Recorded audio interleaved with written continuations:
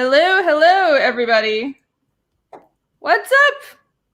Hey. Welcome to the Hellion Art Show number 15, I think this is. And I am here with Aria Blackness, or I don't know. Is it Aria Black or Aria Blackness? Am I Like saying Aria. your name? Aria. Like Aria, Arya okay. Stark, Arya from Pretty Little Liars, same name. Okay, cool.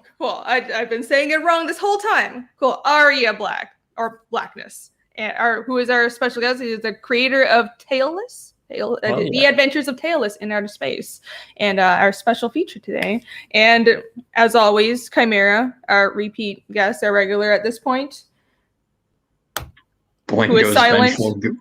I'm just laughing at Blingo's. I saw that.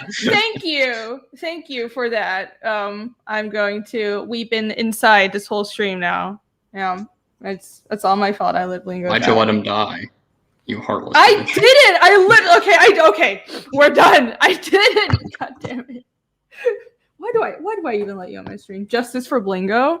Oh yeah, that is true. I will avenge him. I wasn't able to prevent his death, but I will avenge him. Okay. Who's Blingo and what happened to him? So what happened was Blingo is a character in my D&D campaign. It's Pathfinder, and so my colorist and AC, who they're also regulars on my show, we all play Pathfinder together. And AC's character was a ninja goblin, who wore leather and had a giant screw for a weapon, so he could screw people. He died a couple of weeks ago, so it's been kind of a meme because I got really drunk after the session and went on Shane Davis's channel and started ranting about the game. So yeah, so now everybody knows about Blingo. Some people, he was in the chat for Blingo. Yeah, I mean he did almost blow my character up like 5 times, but you know that's just what goblins do. And it's a little piece of shit, but I kind of miss him. Yep, sadness. So some people are grieving with us once the news broke, and some people say he deserved it. That's cool. It's your opinion. But I miss Blingo very much. Oh my gosh! I want AC to be here. It's AC's character, and she's not even here to see this. But, whew. All right. And your character's name is? My character's name is Alaric. I mean, I have like 5 characters. We play multiple characters. We're kind of crazy. But I got that. Yeah, my character has not yet died, even though it was close. It was almost a TPK. It was. We're thinking of doing Pathfinder streams. By the way, we're thinking of inviting people on to do like building characters, and then like level 1 characters, like somebody new who doesn't know the game, and then we're gonna do like a 1-hour short campaign, like just a short module. So, because I keep on talking about this game, because I have no idea what Pathfinder is. Is that like D&D? Yeah, it's like D&D. It's a version of D&D. It's like D&D, but for people who want to do more math. It's D&D, but for people who aren't babies. Actually, no. Okay. That's not fair. D&D 5e is like really, really soft and easy. So can I start at level 100 instead of 1? You can't. The highest you can do is 20. I mean, you can also do like you can also do prestige classes, but the highest you can go is 20. I struggle to count that high, to be honest with you. I mean, that's why I draw, not do maths and stuff. Oh yeah, me too. I'm the worst Asian ever. I can't. Me not know numbers. Me not know number. Jesus Christ. Hail, Liz. So AC and Carlos should be joining us soon, but they're gonna be a bit late. We'll probably just get started. I'm just like shooting the shit and see if they join in. But you know. Oh, Aria, by the way, if you do you have to go anytime soon? Because you're in the UK, right? Yeah. So it's just gone 1 o'clock here, but you're fine. You've got me for however long you need me for. Okay, because we sometimes go like really freaking long. I'm gonna try to keep it around 2 hours today. No, let's go 4 hours. Oh my god, I don't like to do that, but I also don't like cutting things off when we have really good discussions. So we tend to get into. Don't worry, you got me for as long as is needed tonight. You are wonderful. Today for you. Yeah, I was actually like really excited when you DM'd me and said we were going to be doing what do you call it, character designs, because I've been waiting for a stream to show off like some of the original Tailless drawings. That's cool. This is the perfect one. Awesome. Yeah, I have my website pulled up. I have like my character turnarounds, but I don't know if I have like my first draft of my characters for Fiendish. So I'm like, this is really cool because I saw you on your Indiegogo. You had put like your early versions of Tailless. I was like, ooh, this is the perfect thing to talk about. So that's really cool. The thing I'm advertising on the campaign is that, like, in the bonus section of my book, you're going to see every image of Tailless I've ever drawn because I've actually kept everything, and like, that's mostly my dad's fault because he refuses to throw away anything, including my drawings. So I have every single scribble and rubbish of Tailless I've ever done. So I'll show you like an abridged version today. Cool. That's awesome. I cannot wait to see. Alex VRB, yes, our Pathfinder buddy is derived from D&D 3rd edition. Yeah, Pathfinder was derived from that. The 5e became kind of like, they made it easier. And I'm like, yeah, it's cool if you want to play like that. It's all right. But I'm like, I'm not done. That's not real role playing. I want things to be hard, and I want to feel like I'm constantly going to die. All right. I guess let's just get into it. Our topic of discussion today is, as is hinted in the title, character creation. So since Aria had talked about, you've been drawing your character Tailless forever, right? How long have you been working on this? Let me pull up the actual campaign so everybody can see. I've been, like, I first came up with him 6-7 years ago. Like, completely by chance. Like, the story goes, like, I just told you, I suck at maths, but for some reason I was doing maths at high school, right? And I, like, flunked my way through the year, like, getting passing grades. And then I find myself in the final exam, like, with no clue what to do. Like, question 1, can't answer it. Question 2, can't answer it. I got 2 hours ahead of me. So I just think, what am I going to do? So I turn the book over and just start doodling on the back. And anyway, I draw this, like, skinny cat. He's got a crash helmet on. He's wearing this, like, Power Ranger outfit. And yeah, that was the first drawing of Tailless. But then I brought that character back later on, like a couple of months later, for an art project I was doing while I was still at high school. And yeah, I sort of started working on him then, and those are the images you'll see like a bit later on when I show you them. But then I sort of put him down for a few years, and it was only 2 years ago that I started work on this project that's on screen right now. So that's when I, brought him back, and he sort of transformed from this like skinny. He was like a thief in outer space originally. So he transformed from this like skinny outer space thief into like this super shredded 90s style superhero. Yeah, this is very 90s. Like, look at.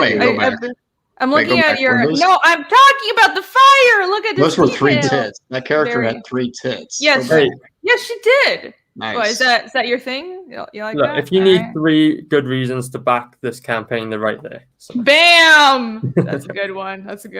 Yeah, this is very 90s. The coloring, the line art, it really shows. Yeah. You can sort of like pinpoint the like point in time through Tailless that I discovered Image Comics. Right.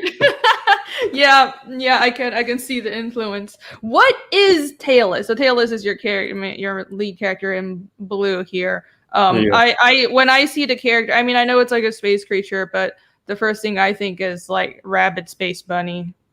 Like, yeah. So what you're going for? I think it's awesome. So people keep comparing him to like Bucky O'Hare, and that's perfect because that's exactly what I was going for.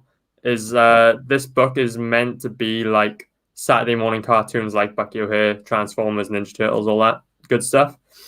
And but Tailless, basically, like I said, he started out as a intergalactic criminal, but now he's an intergalactic vigilante. And the whole story is set in this universe, kind of like the Star Wars universe, where there's all these different aliens. There's humans, there's other crazy creatures out there. But it's set in this galaxy where there's these super villains with these crazy superpowers who obviously terrorize all the good people of the galaxy.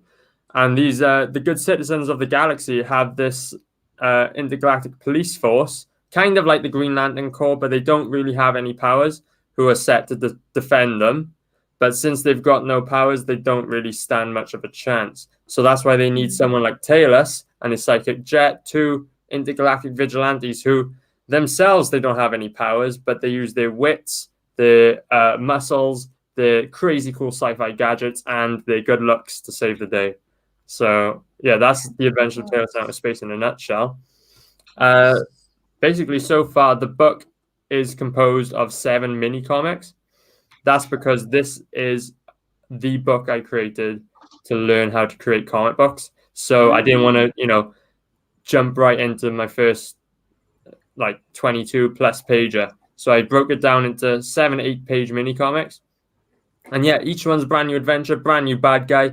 You see Talus in a brand new situation, and he's got to, use all that good stuff I just said, like his brains, his brawns, and his good old-fashioned good looks to save the day. Good old-fashioned good looks. Awesome. Yeah. Very, very cool. Yeah, I like, someone had said that it was reminding them of Bucky O'Hare. Tokume said that. Yeah, I would absolutely love it if this project gets known as the CG Bucky O'Hare, because that's exactly like Talus really isn't anything original. He is, because I'm obsessed with Saturday morning cartoons like Thundercats, He-Man, and all that. So this is really just my contribution to that sort of entertainment, That. Right. Well, it's not about doing something that's completely original, because nothing is original. It's about doing it well, settling on an idea and doing it the right way, Yeah. Well, Talus is a combination of the Masters of the Universe.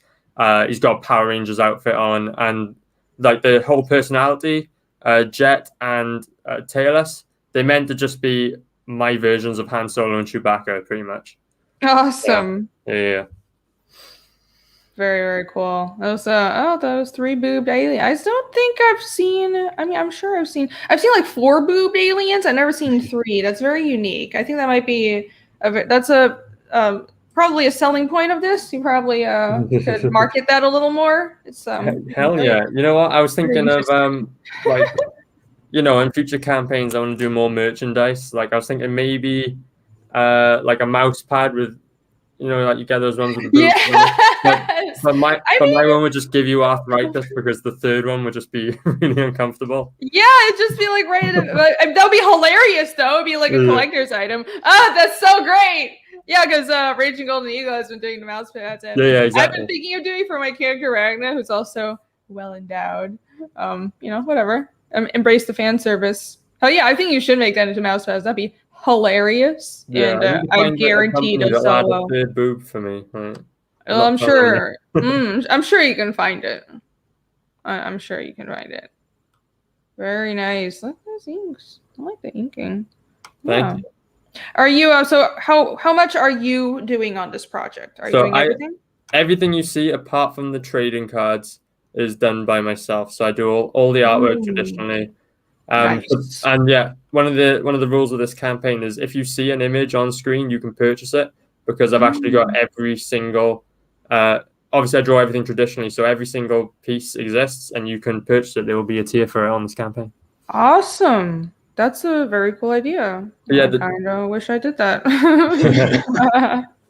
But as far as the trading cards go, I needed to sort of save myself time, because I'm still working on the book.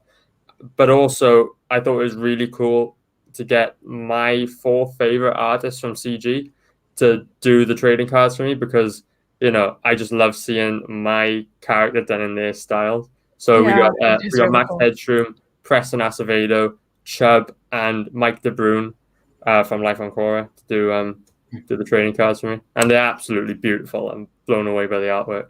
Awesome. Where are the trading cards? Let's see. Scroll up a bit. There's a. There you go. Up. That's it. Sweet. All right. Yeah, and you have a 3D printed figurine too. I want to do figurines as well, but it's I don't know. I feel like you have to prepare for that, and it's probably super expensive. Yeah, well, I'm working with a guy called Graphite Toys, who's a really cool 3D artist, and yeah, like you said, that figure currently is 3D printed. I got him right here, actually. Let's see. Hold on. Go on. So he's meant to be do you know what these guys are? Muscle Men. Uh-huh. So a popular action figure line from the 80s. So he's literally meant to fit right in with these guys. So if anyone's got a collection of Monster in My Pocket, Muscle Men, whatever, he's perfectly in scale. He looks absolutely beautiful right next to him because they're mostly in this color, so he really stands out, Yeah, it on the fits in shelf. really well. But yeah, currently he's 3D printed. We've got a stretch goal on there that says once we hit 50 pieces sold, we're going to upgrade him. So like he's solid right now because he's 3D printed. The real ones are squishy, they're rubberized. So you can, throw them about, chuck them against the wall. You can move their arms a little bit. You don't have to worry about them breaking. Yeah. Like you can tell this one's missing a finger.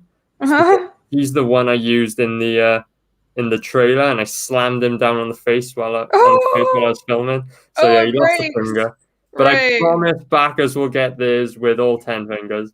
But yeah, we're so close to hitting the 50 pieces sold, and when we do, we're going to invest in the molds so that we can get this actually rubberized like the real thing. Right on. That is very interesting because I've heard a lot of people talking about, well, and I mean, a lot of people have 3D printed figurines, or more and more campaigns do that, like with comic campaigns. And I've been thinking of that, but also I'm also considering the material that can be made from. It's I actually really like traditional sculpting, and I wanted to sculpt something traditional and get it cast. But then people are like, oh, it's harder to reproduce. But it's like, but then you can reproduce it in more materials, and you're not limited to like hard plastic. So well, anything's doable. The expensive part is the startup cost, like paying for the molds and the design and all that. Of course, you just gotta find a good manufacturer or good artist or something who'll do it for you. Right, yeah. Well, that is something I'm considering for my next campaign, so we'll see. Yeah. So very awesome. If you like rabbit space bunnies, I hope you don't mind me saying that. I think it's awesome. No, that's cool. And action in space, superheroes in space, and 90s style comics. And you should check this out. Let's see. El Gago said it's a pretty furry book. If you like Bucky O'Hare, back this 3 heads and 3 boobs. People are really liking the 3 boobs, yeah. So if you like 3 boobs, buy some original artwork, and you can. There's a whole mini comic with these lovely ladies, and you could have any one of those pages. There's at least 3 boobs on every page. Let's put it that way. Awesome. There you go. Look at this page. Has this page sold yet? The one on the right? Well, the thing is, I haven't offered them to anyone yet. So, once the campaign's done, I'll start emailing backers and asking them which page they want. Oh, okay. Yeah. Is it a first come first serve? Yeah. So I'll literally just go in order of, first come first serve. Okay, so the person who clicked like because you have so many pages, so you can't offer all of them in a tier. So yeah, that would kind of be difficult, right? So once the campaign closes, then you'd like ask everyone who backed, which ones they want. Yeah. Okay, that's a smart way of doing things. Yeah. Are you going to in demand? I mean, you have 39 days left, but Well, we'll probably go in demand on this. Basically, I have the delivery date set to December, so that's smart. We'll be done end of August time with the crowdfunding portion of this.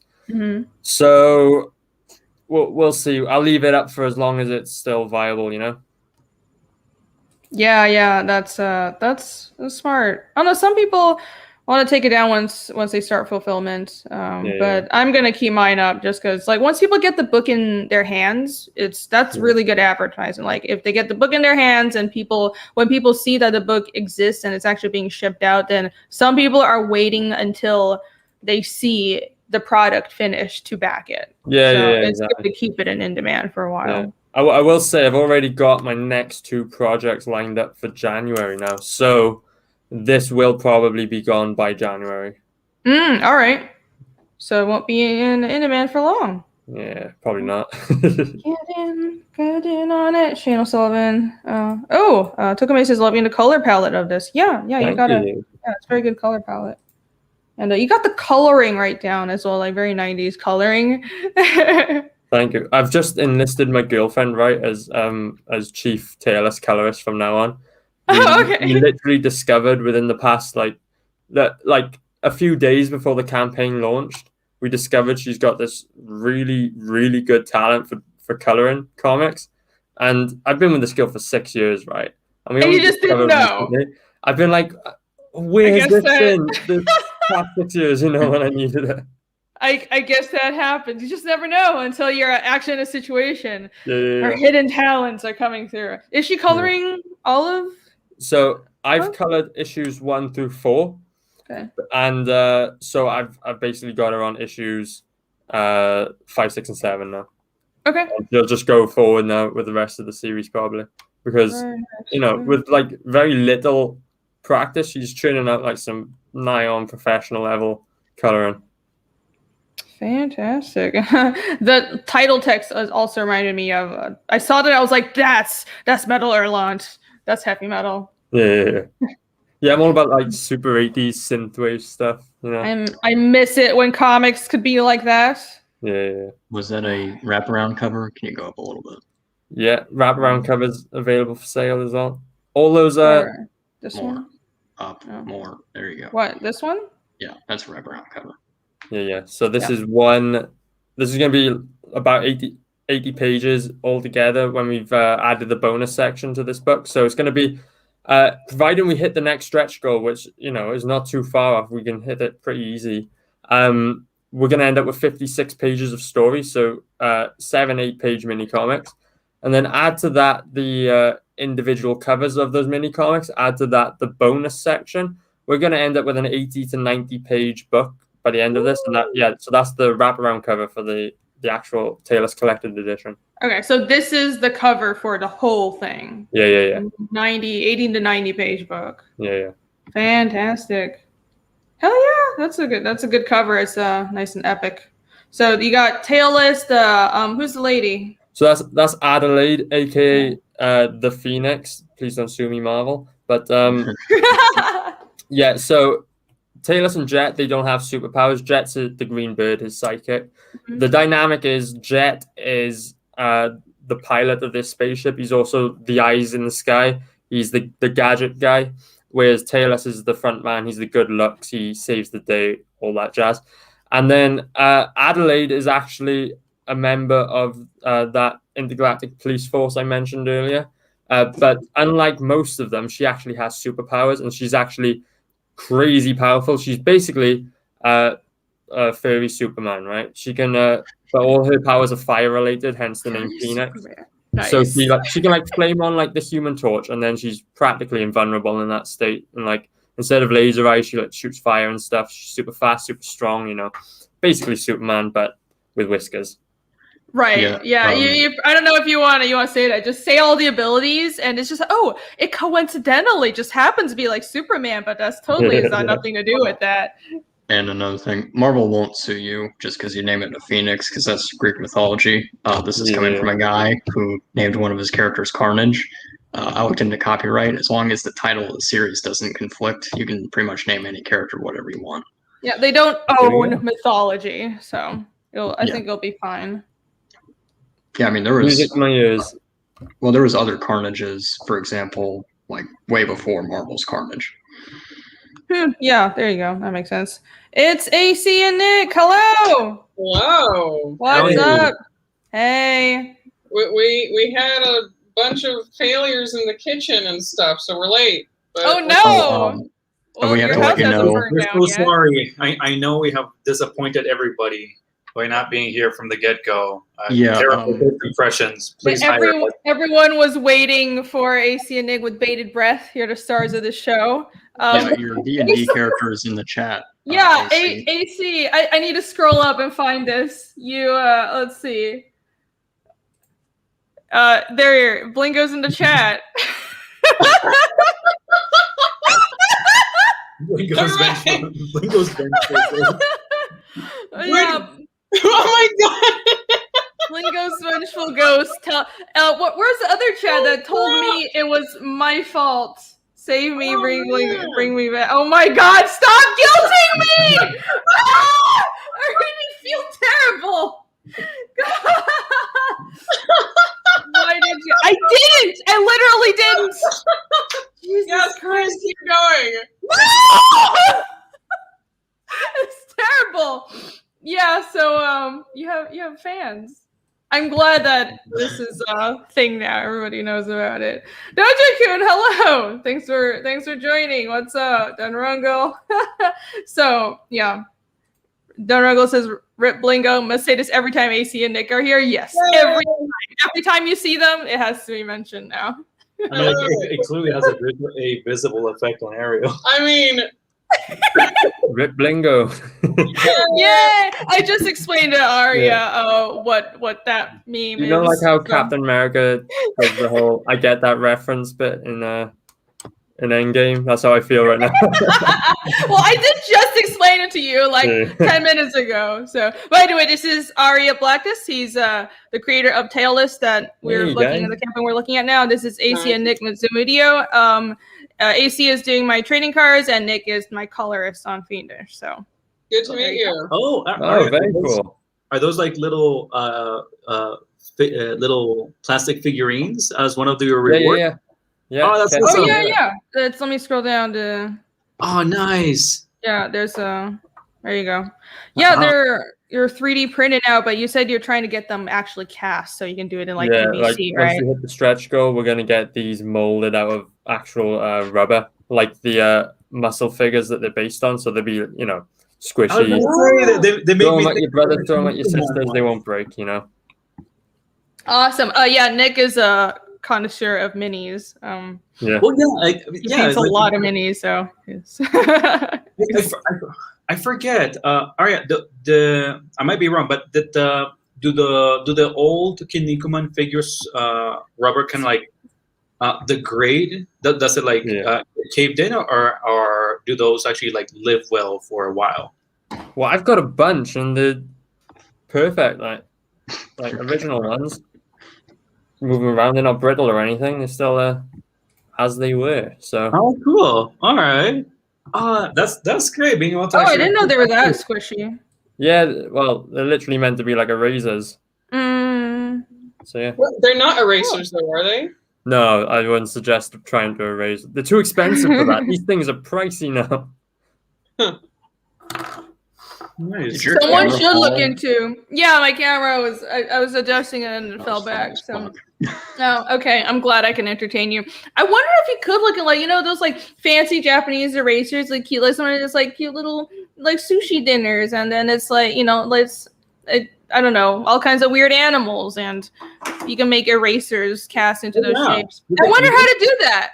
I mean, I don't know, but you can even do that here. There's companies that even do that over here with weird little shapes. We had a friend over at Sofa that also did those. Yeah, dude, I never see someone do that for comics. That's actually really cool. I don't know. Like, I feel like it's nice. I feel like it's nice with like little simple shapes like that, but having a more complex one, I would feel bad and I would never use it. So didn't do that? I mean, the point is not to use it. I know, but then why give it multiple utility when you know that you ruin it if you do that? Who cares about utility? We're not about utility here.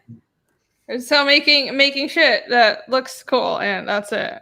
By the way, what kind of creatures are those that you made those little rubber figurines of? I probably missed your entire conversation. Yeah, you are coming in like way at the end of our conversation, but that was his main character.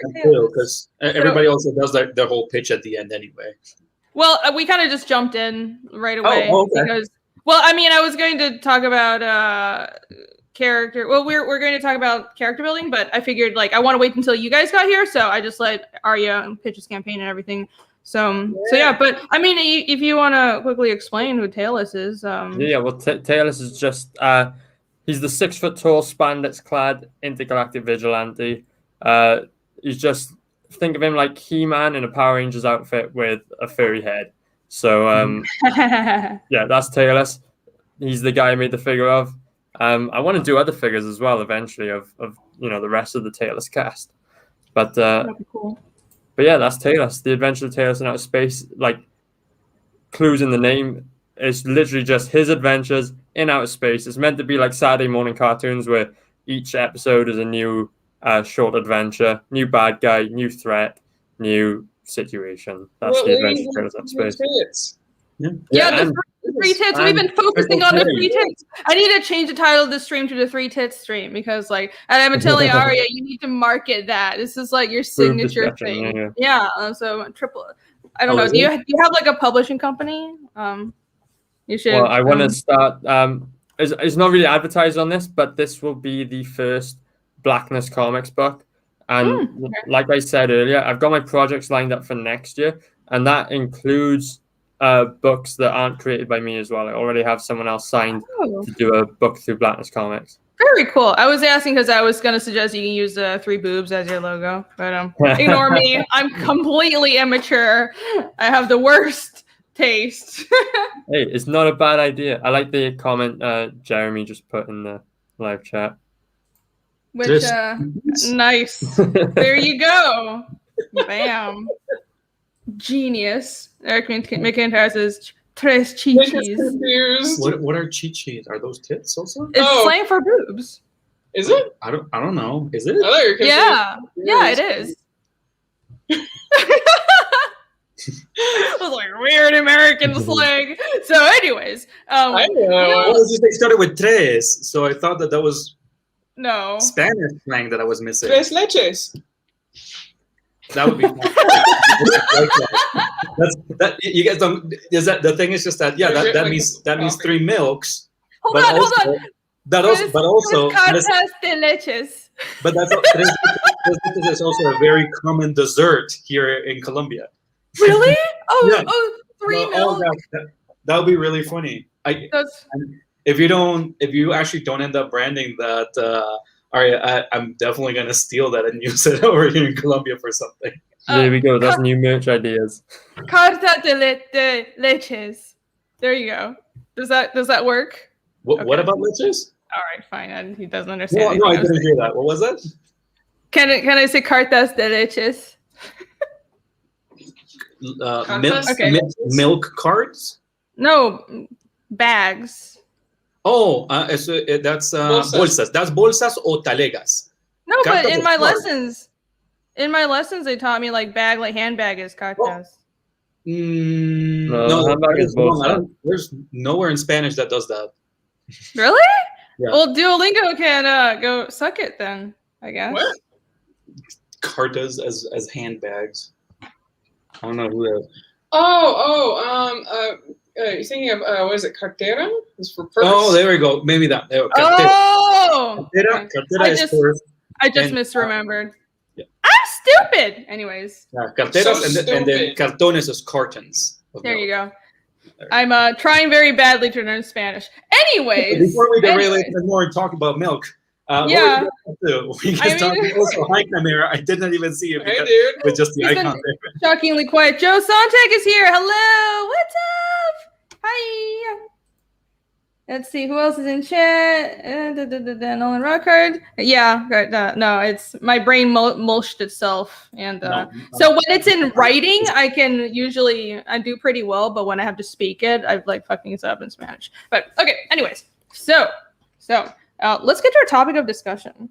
Let's talk about character creation. I saw that you had this image down here of so you've been working on this for 7 years, and you have like your earliest designs of Tailless on here. Yeah. And you said in the book you're going to include every drawing you've ever done of Tailless. Yeah, so that's exactly right. Pretty epic.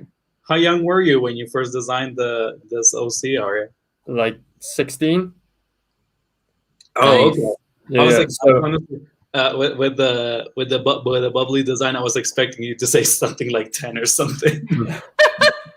It's just you like, wow, that really sucks. No, it's just that I've had things like that. I've had characters that you go on from like childhood and stuff, and honestly, once again, derailing everything onto Pathfinder, one of those big avenues to just use everything that I have no idea how to do a story for. Just include them somewhere. Yeah, that's where Blingo came from. But in any case, dude, you're Kingdom Hearts. yeah, dude, we're all we're like the same kind of people. Like I think all of us have like our OCs that we made when we were like young and wanted to make stories around them. Maybe we were both like have like our little nest eggs for like the future and stuff like that. Yeah. That's awesome, dude. That's That's cool. so cool. That is Thank you. really cool because this when you mentioned how long you've been drawing this character and this progression you have, that just immediately reminded me of like One Piece, where Yeah. that's also just basically his childhood fantasy, and he's made it like the most successful shonen comic ever. But it's basically just like I just always liked pirates when I was a little kid.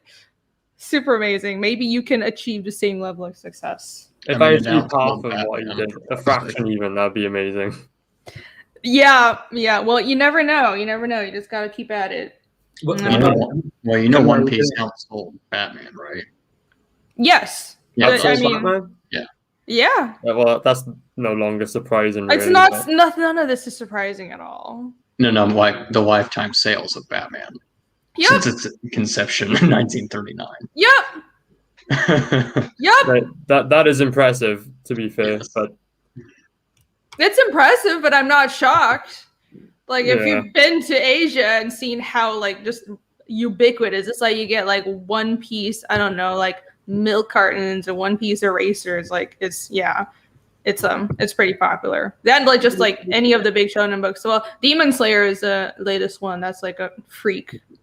I still case, but, yeah. remember when I first found One Piece. I think it was one of the trips to the U.S., which we got to do like once a year, maybe. And I had never seen it because it was before it was like really popular over in the West. But I remember having the decision between like either getting a One Piece volume or getting a volume of MBQ. And I think I will forever regret not having gotten that MBQ volume instead, because it was a lot harder to go hunt it later when Tokyo Pop just died. Not to derail anything, but for some reason, Pale Rider DM'd me Irene Mermaid. So there you go. I have no idea. Wait, just the message Irene Mermaid, or We're completely derailing the stream. I'll just show it. I'll just show it. For some reason, Pale, I don't know. He's trying to make a meme of like I have no lower body because I'm always sitting on. And he drew. I don't know what is this. It's bait, Irene. That's This is what in my DMs for whatever reason. I've seen it. He posted it on Twitter. Okay, I don't get Yeah. it. I don't. where's my mermaid picture? I also haven't shown my lower body. I I'm know. showing my face. Where's my picture? Pale Rider. We should all be slithering around on top of each other there. Irene, nobody is convinced that you have feet until you show your feet, right? But Oh, God. I have on my Oh. Valkyrie stream, and also that's bait, AC. Shame. Shame on you. I did. I have a Ghost in the Shell tattoo on my ankle, and I showed it on the Red Valkyrie. One of our very drunken Red Valkyrie streams. If you want to find it, have fun digging through all those streams, and it's somewhere buried in there. Aria, since Irene was mentioning that you want to include every drawing that you made of a character since back then, like, how is that working? Is it like you're like like I don't know, using Photoshop and like injecting all drawings into the narrative, or is it like concept art pages, or how's it working out to have the older stuff in there? Right, so I've got this big old file here with literally everything in it, and I mean everything. Like Okay. I did a 2-minute animation when I was about 16 years old, right? Like 2D animation, and I've got every single frame of that in here, and every single frame will be in the book, in the bonus section. What I'm going to do is obviously like the bits like all like scattered about, and you can actually see that's Justin Bieber. Like I did a Taylor parody of it. Like everything will be in this book. Obviously there's a lot of scribbles and mistakes and just rubbish little bits. They will be in there. They won't be focused on the page. There'll be a lot of like montages, and what I'm going to try and do is organize it so it's as in order in timeline as I can possibly figure out, Okay, so you're actually like also aside from the extras on the back, you said that you're also including some of this older art amidst the narrative of the comic pages. Oh no.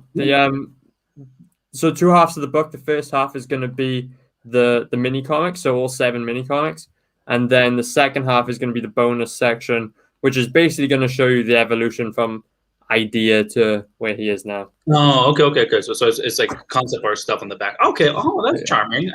I think I always tell Irene that that's one of the big reasons why I actually learned to start buying trades and comics instead of just swapping.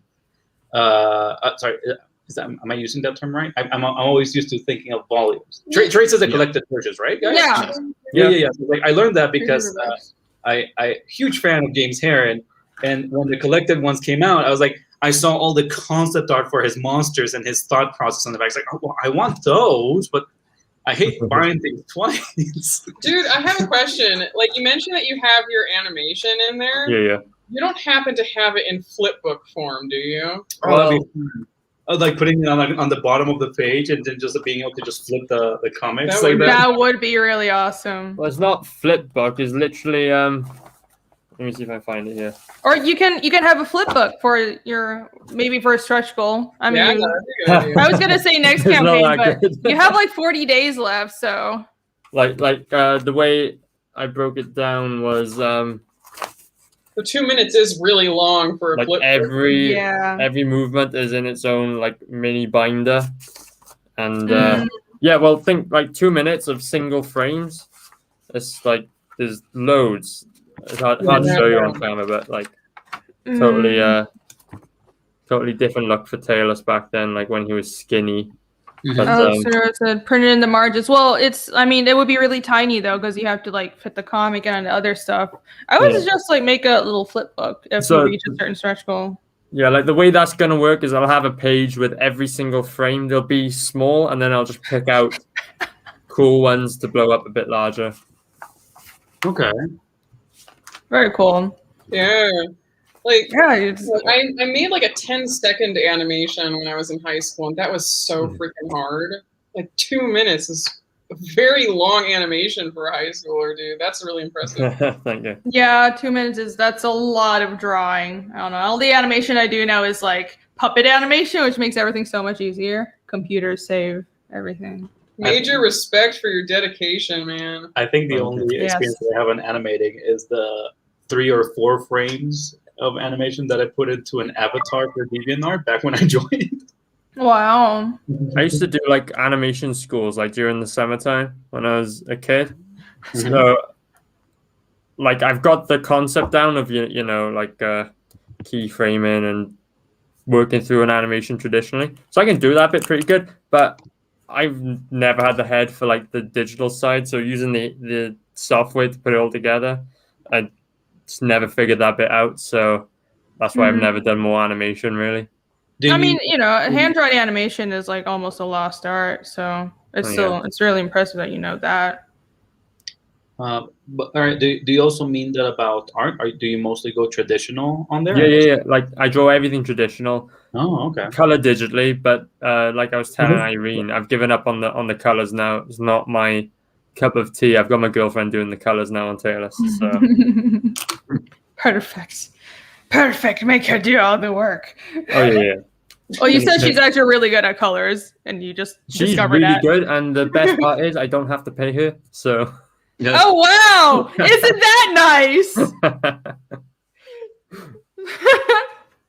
What kind of dark bargain did she make with you, or what?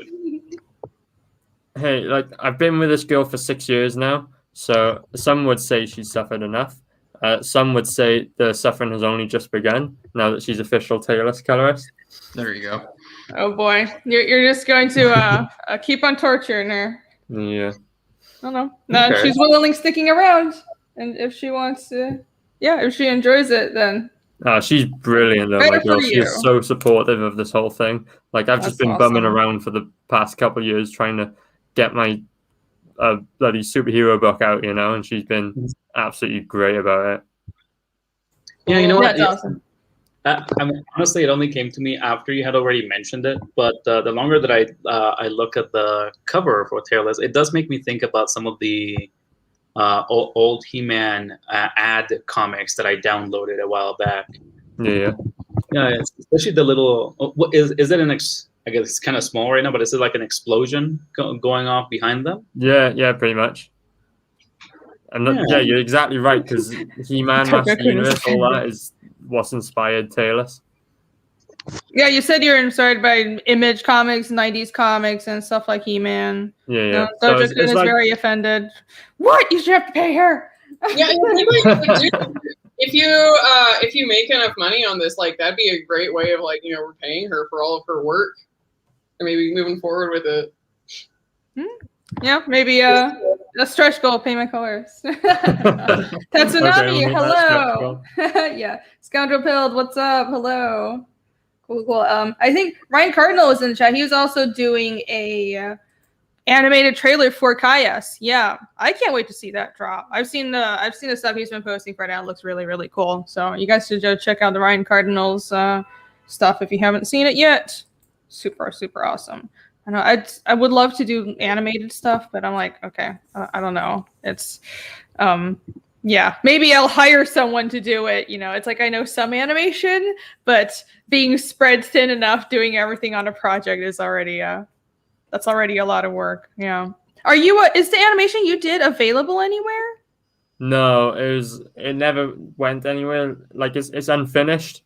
I remember like the it was over a weekend I did it, and the course or whatever finished before I could finish the animation. I just realized I'll show you something else that's pretty cool.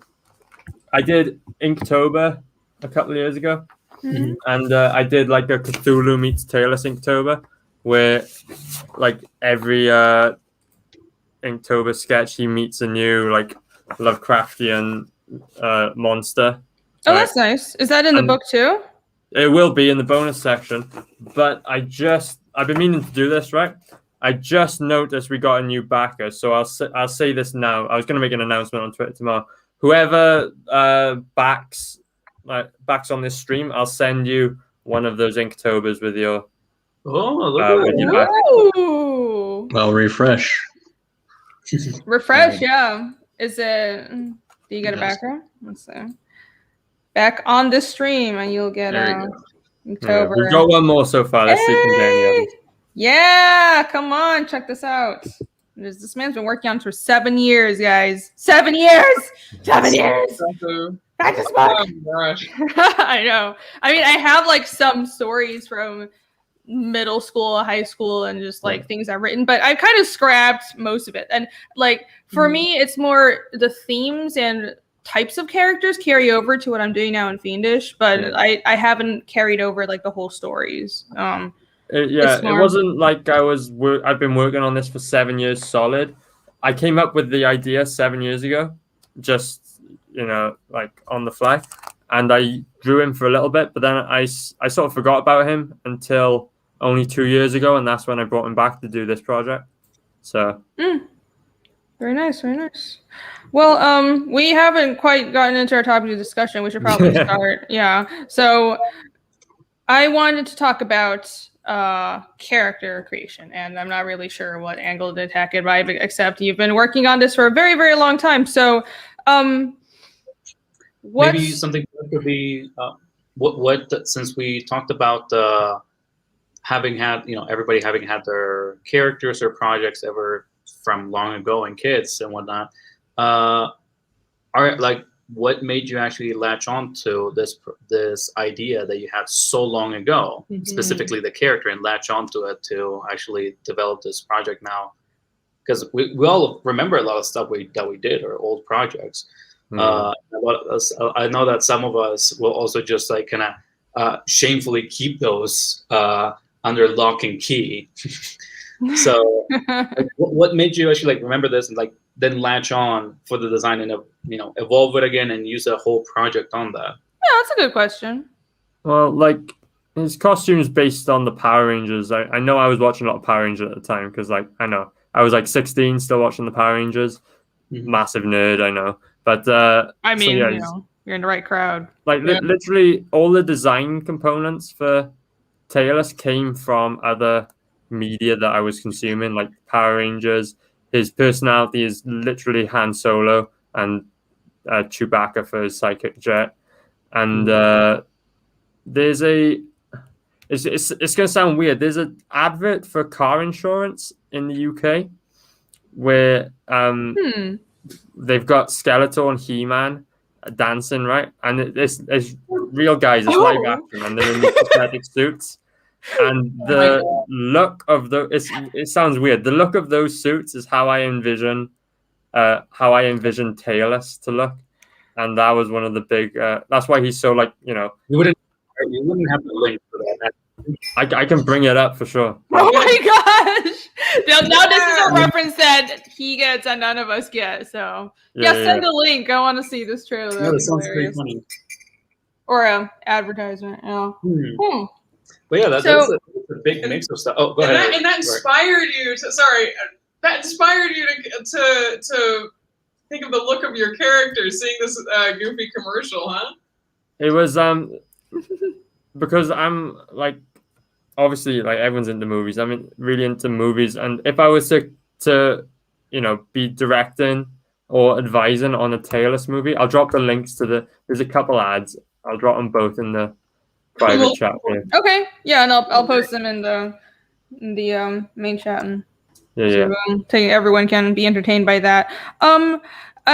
So now that we know your influences on the design for Taylor, what kind of what parts were you improving on? Because I see the most notable thing, because that I can see from watching how the design for Taylor has changed. It's just like this one image here. You've made a lot more angular, like buffed him up a lot. So like, what were you thinking as you were evolving this character design? Yeah. So he started out as a comic strip, newspaper comic strip character, basically Garfield in spandex. And then, when you're going to read through the bonus section in the book, you can pretty much tell the point where I discovered Image Comics and all that, because suddenly he's got abs and everything's angular. And then moving on from that, like you see on the visual there's a point where he kind of looks like a dog, like the middle image. Mm-hmm. And I decided I didn't really like that, so I started making him more angular, more alien looking. And then there's a point where, not even there, where I sort of figured out anatomy properly.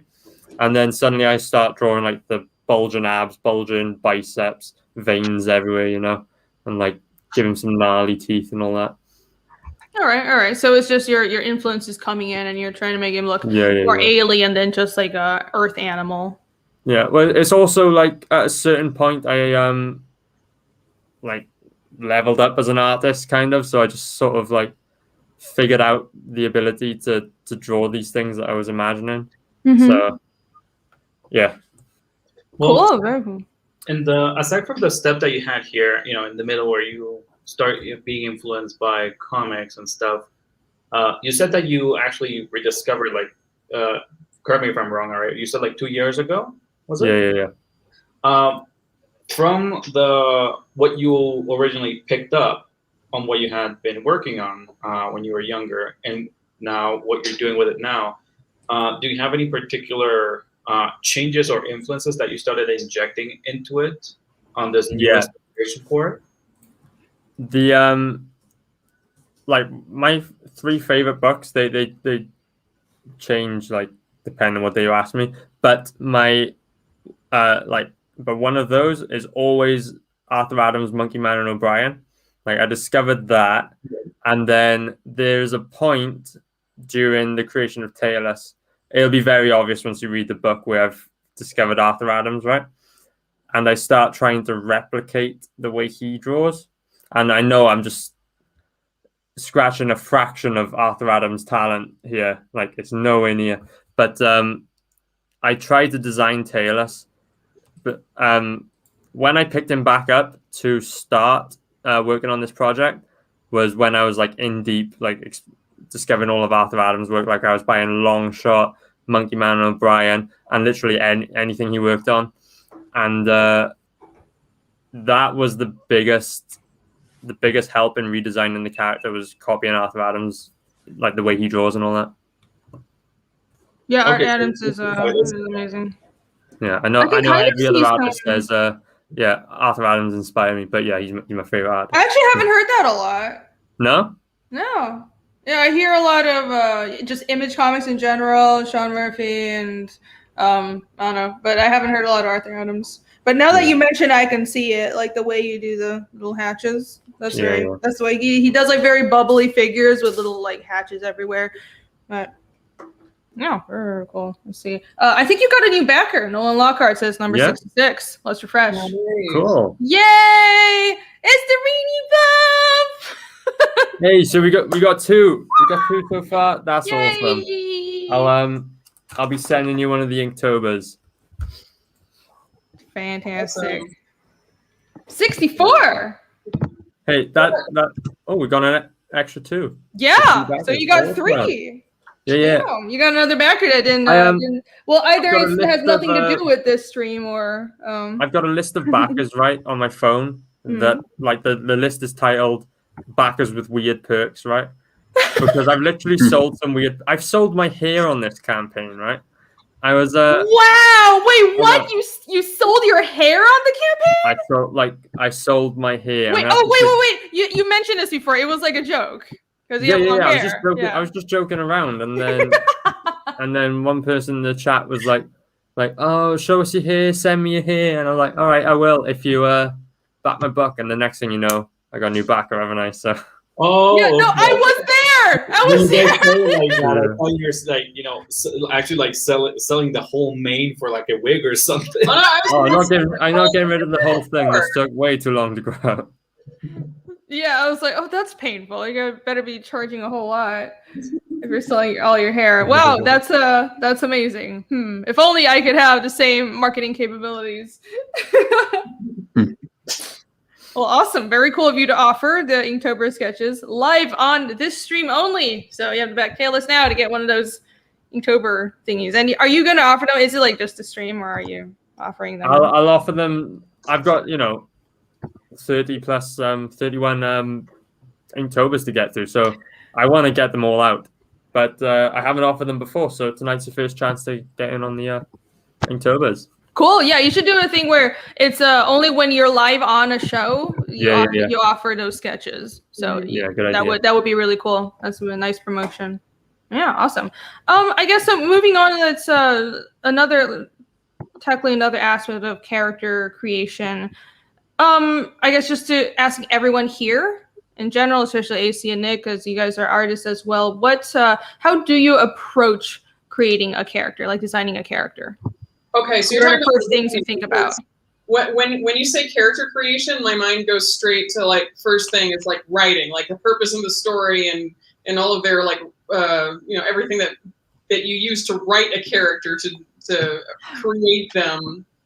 Right. No, beyond that, like what the writing is already done. How do you design the visuals? Because that's a whole other discussion I want to talk about, like how to create character arcs. I'm honestly pretty bad at character design in the sense that like what you're supposed to do is just multiple designs for a character and then like compare them and say like which is the best out of these. But I often just go with my gut. You're thinking about when you're working under like a company or something like that, honey. Because when it's just for yourself. Sorry, what were you saying, sweetie? You're confusing that process with what you would do for yourself. That's usually what you actually go for, like companies or somebody else, because they have to actually decide what they want. But for you, honey, you can do that for yourself, though. You can, but usually you don't do that for your character. Rest in peace, Blingo. Yes, Rip Blingo. Blingo got what he deserved. Holy shit! Well, that's just a can of worms because I was basing him off of my Kingdom Hearts OC. So yeah, you want to get into this? I don't know. Maybe on our Pathfinder streams. If you want to find out more about Blingo and our whole clusterfuck of a campaign, check out our Pathfinder streams. Was he a goblin? He's a goblin. Hell yeah. Okay, good. So my avatar works because I'm the Goblin Slayer today. Yeah, very fitting. I couldn't even tell what it was. I just saw the shine. No, that's Goblin Slayer. Very fitting. Very fitting. Oh, okay. I'm sorry. I interrupted you with that. So instead of how other people do it, honey, why don't you describe how you do it? Which is the real question. Yeah, you're not bad at character design. I don't know. I'm looking for our art from our campaign to pull up. Yeah. I got something to show. We know you do. You're gonna derail things though, so we're gonna show No, later. it's my old sketchbook from high school. Oh wow, really? Okay, all right. Hold on one second. Where the hell is? Yeah. Old sketchbook. Where? Here we go. I can't add it. Oh, there we go. Okay.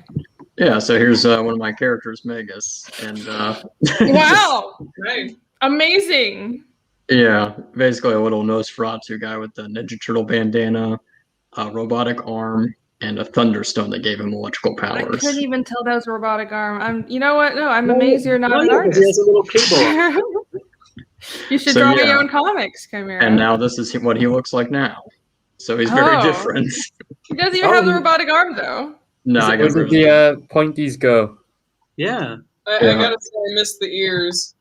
And this is a sketch I did when I was 17. So there you go. There you go. But wait, so was he always a human? Is he like a little devil? What is he? No, he's always been half human, half monster. But I redesigned him to make him look more human. Does he still have the robot hand?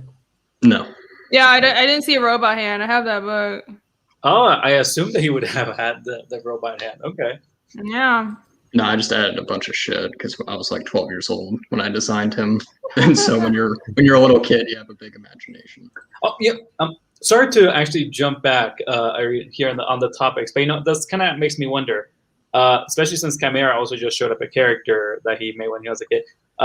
What do you know? What the hodgepodge of influences that you had as a kid coming up with them? Me? Yeah. You? Oh, okay, yeah. Oh, yeah. Spawn, and I think that robot arm was from Teen Titans because Cyborg, had a robot arm. The little stone. You had a robot, a lot of stuff, right? Yeah, and then the stone was, I think it was a reference to Jackie Chan Adventures because they had talismans that gave you powers. Oh my And then god! Oh man, that was a good show. Yeah, and then he had a Ninja Turtle bandana. And then the Nosferatu thing, I think I watch a lot of vampire stuff. Just I don't know, vampire it's pretty stuff much- in general. Yeah, just a bunch of shit all put together. You know what? I was expecting some kind of like little monster show or something for the little imp form that he had. When you first showed it, I actually assumed that you would have had as one of the main influences real monsters. Probably. I watched a lot of cartoons, but then I got into comics. It made me yes. think of piggies. Yeah, Back then. I see that. Alex, thank you. The Sultan's answer, our quality is more my speed. I'm glad you liked it. Norin wants your art as a variant cover, Chimera. So Okay. you should be very flattered. $1,000 confirmed. Oh my word. Eric, thank you for the links. So Thank yeah. you. Yes. What about so you? back to Yeah, so like, I'm not sure I that gotta I'm a good person to start with this because it's like I often just get like a guttural sense of just like what this character needs to be. Like you think, I Do guess you that's already sort have of, them like visually constructed in your head? I guess so. It's like Before if you I'm put it on reading, we paper? need a reference. well, yeah, but it's No, like, he's just gonna show. oh, that's what you're talking about. Yeah, there's Blingo. Okay, so I all should. right. Yeah, so I see you're not bad at designing characters, but I feel like once we have characters pulled up, we can talk about their designs. And I think since it's I have a bunch of our designs from D&D, and mostly your designs and also Nick's designs. And like I think it's very fitting because it's really easy to explain these characters, and like the shape language is really good. And I want to start talking about character design beyond just these are my influences, and I'm taking inspiration from the things that I like when I was a kid, because there's more to it, more designing a character than that, because you have to take into account, for example, when I'm designing my characters, let me see, all a long list of like Casimir is influenced by a lot of things that I like. Like I've said I like FMA a lot, and he's actually based like half on FMA. He looks a bit like the Elric brothers. Him and his brother are based on it. Also, Easkill is kind of based on them. But like the scar is actually that's from Princess Mononoke. I'm a big fan of that as well. But it's more than that. It's like for designing him, I went through a lot of iteration. He looked a lot softer at first, and then I started moving more and more towards like an angular shape language and very triangular shape. So I kind of have like a shape for every one of my main characters. Like Casimir is triangles, just like edges and triangles everywhere, because that's more of his personality. He's more he's pretty abrasive, and he's not super approachable, and he's more the fighter character, so that adds a lot to the motion. And Iskull is different. He's much softer, and he's like rounder shapes. And then Yomi is that, but pushed even further. A lot of like details and loops and curls. So it's more than just whatever you were influenced by when for your story, right? So I want to talk about shape language and how that fits into the character that you've written on paper. I mean, it might be helpful, especially since you already have yours out. Why don't you actually talk a little bit about the process for yours? That way it might also influence on everybody else on how to follow up on that. Oh, okay. Surprisingly, Blingo is not always the star of the show. I don't know. I just thought I'd pull up Blingo because everybody seems to be everybody's such a big fan of him, and he's We'll talk about Blingo after I read. He's taken over the chat. So Eric McIntyre, yeah, the scar on his torso, that's from. You'll find out. You should buy the book. Yeah. Well, okay. So my process for designing Casimirs, I knew from the beginning I wanted a character that started out being very good at fighting. He was a hunter. He lived kind of outside of society in the mountains, like a day travel or so from the city. Like Alstad is the town that we start the story in, and he lives like about a day away. But he mostly just lives in the mountains, very self-sufficient. He like rarely comes into town to trade, and so it's he's probably a pretty hard character, but he's also young. So one of the first things I had to do was like balance the fact that he's rather young with the fact that he's self-sufficient and fairly tough and would be, very capable in the woods. And it's, obviously it's based on one of my ranger characters. So there you go. That's an inspiration. But at first, I think my art style is just kind of softer, especially when I draw people, and I've been trying to push away from that. So I wish I had the early versions of him pulled up, but like the early versions of him, his hair it fell like a little more curled and stuff. It wasn't like curly, but it was just softer. Like how you see his hair now is super straight. Yeah, it's like when his hair fell, it would like, just like how our hair falls, it like my hair isn't completely straight, but it's straight-ish. It's still like it would kind of have a curl to it, but his hair is like super duper straight. I always try to have it just to be straight lines, and even when he ties it up, it's like spikes out, even though probably that's not how real human hair works. But that's an exaggeration I added to because I decided that I wanted to push him to be more angular and just feel more abrasive, and like there's more motion to everything, like the way I designed him and the way that he moves and everything, because that's very important for like fight scenes, and also it brings out his character, because he's always been, even as a kid, he's always been just more of like more experimental, more like the kind of personality that challenges people. So I wanted that to come through in the way he looks, and I think that this is like the fifth or third. I redesigned my characters a whole lot. Oh, I can pull up an earlier turnaround so you guys can see. Is this, by the way, Irene, this turnaround that you're showing here, is this a version of him from before the clothing designs that you are using on the book like this? Or is this supposed to be something that he wears later? Or what step of the process was that one? This one here, this was... I was halfway through chapter 1, and I was trying to, I felt like I hadn't pushed his character design further enough. And like I've said, I've gone back and changed a lot of things all throughout chapter 1. Iskull's, if you get the preview book, you'll see Iskull's face was completely different. I aged him down like 3 years. He was like about 15 in my first draft of this book. But, and I'm not going to do that for every single chapter, but it's just like starting out, I was figuring out a lot of things as I worked all throughout chapter 1. So I was like halfway through chapter 1 when I did this turnaround, and I was trying to, I do like turnarounds and like character design and then put it on the website, but I did this mainly just to like solidify what shape languages I wanted to use for him. In like, I started doing some sketches and I sketched with it, and I was like, I need to refine it more. I just like figure out what colors to use for him. So I always knew that I wanted him to have like kind of a bluish, like I wanted him to be him to really fit into his environment as well. So he lives in like a northern environment, but in the woods and in the wild. So I wanted it to be blues, and he had a little more greens at first, but I took out the green and I just made it blue and snowy colors, but also like dark browns to match with like dirt and bark and stuff. So like bluish, but also nature-y. So yeah, that was where I was in this process. I was like halfway through chapter 1, and I felt like I could push his character design further, and I did go back and like tweak things a little bit. Like you can see, I don't know if like probably it's not obvious all the time, but in some panels I just didn't bother to completely edit his design that much. Like you can see the face design fluctuates a little bit in between pages, but it's not that noticeable. But yeah, to me, I can see it. So yeah, this is an earlier design, and you can see. I hate this so much, but since we're talking about character designs, I might as well show it. And like just the way the cloth is and the silhouette of everything, it's softer, right? So this is a design I decided not to use because I felt like it didn't fit what I was going for with this character. I think the dual axes are cooler. Those are really cool. Oh, he always has dual axes. Yeah. Yep, that's something cool, that he will.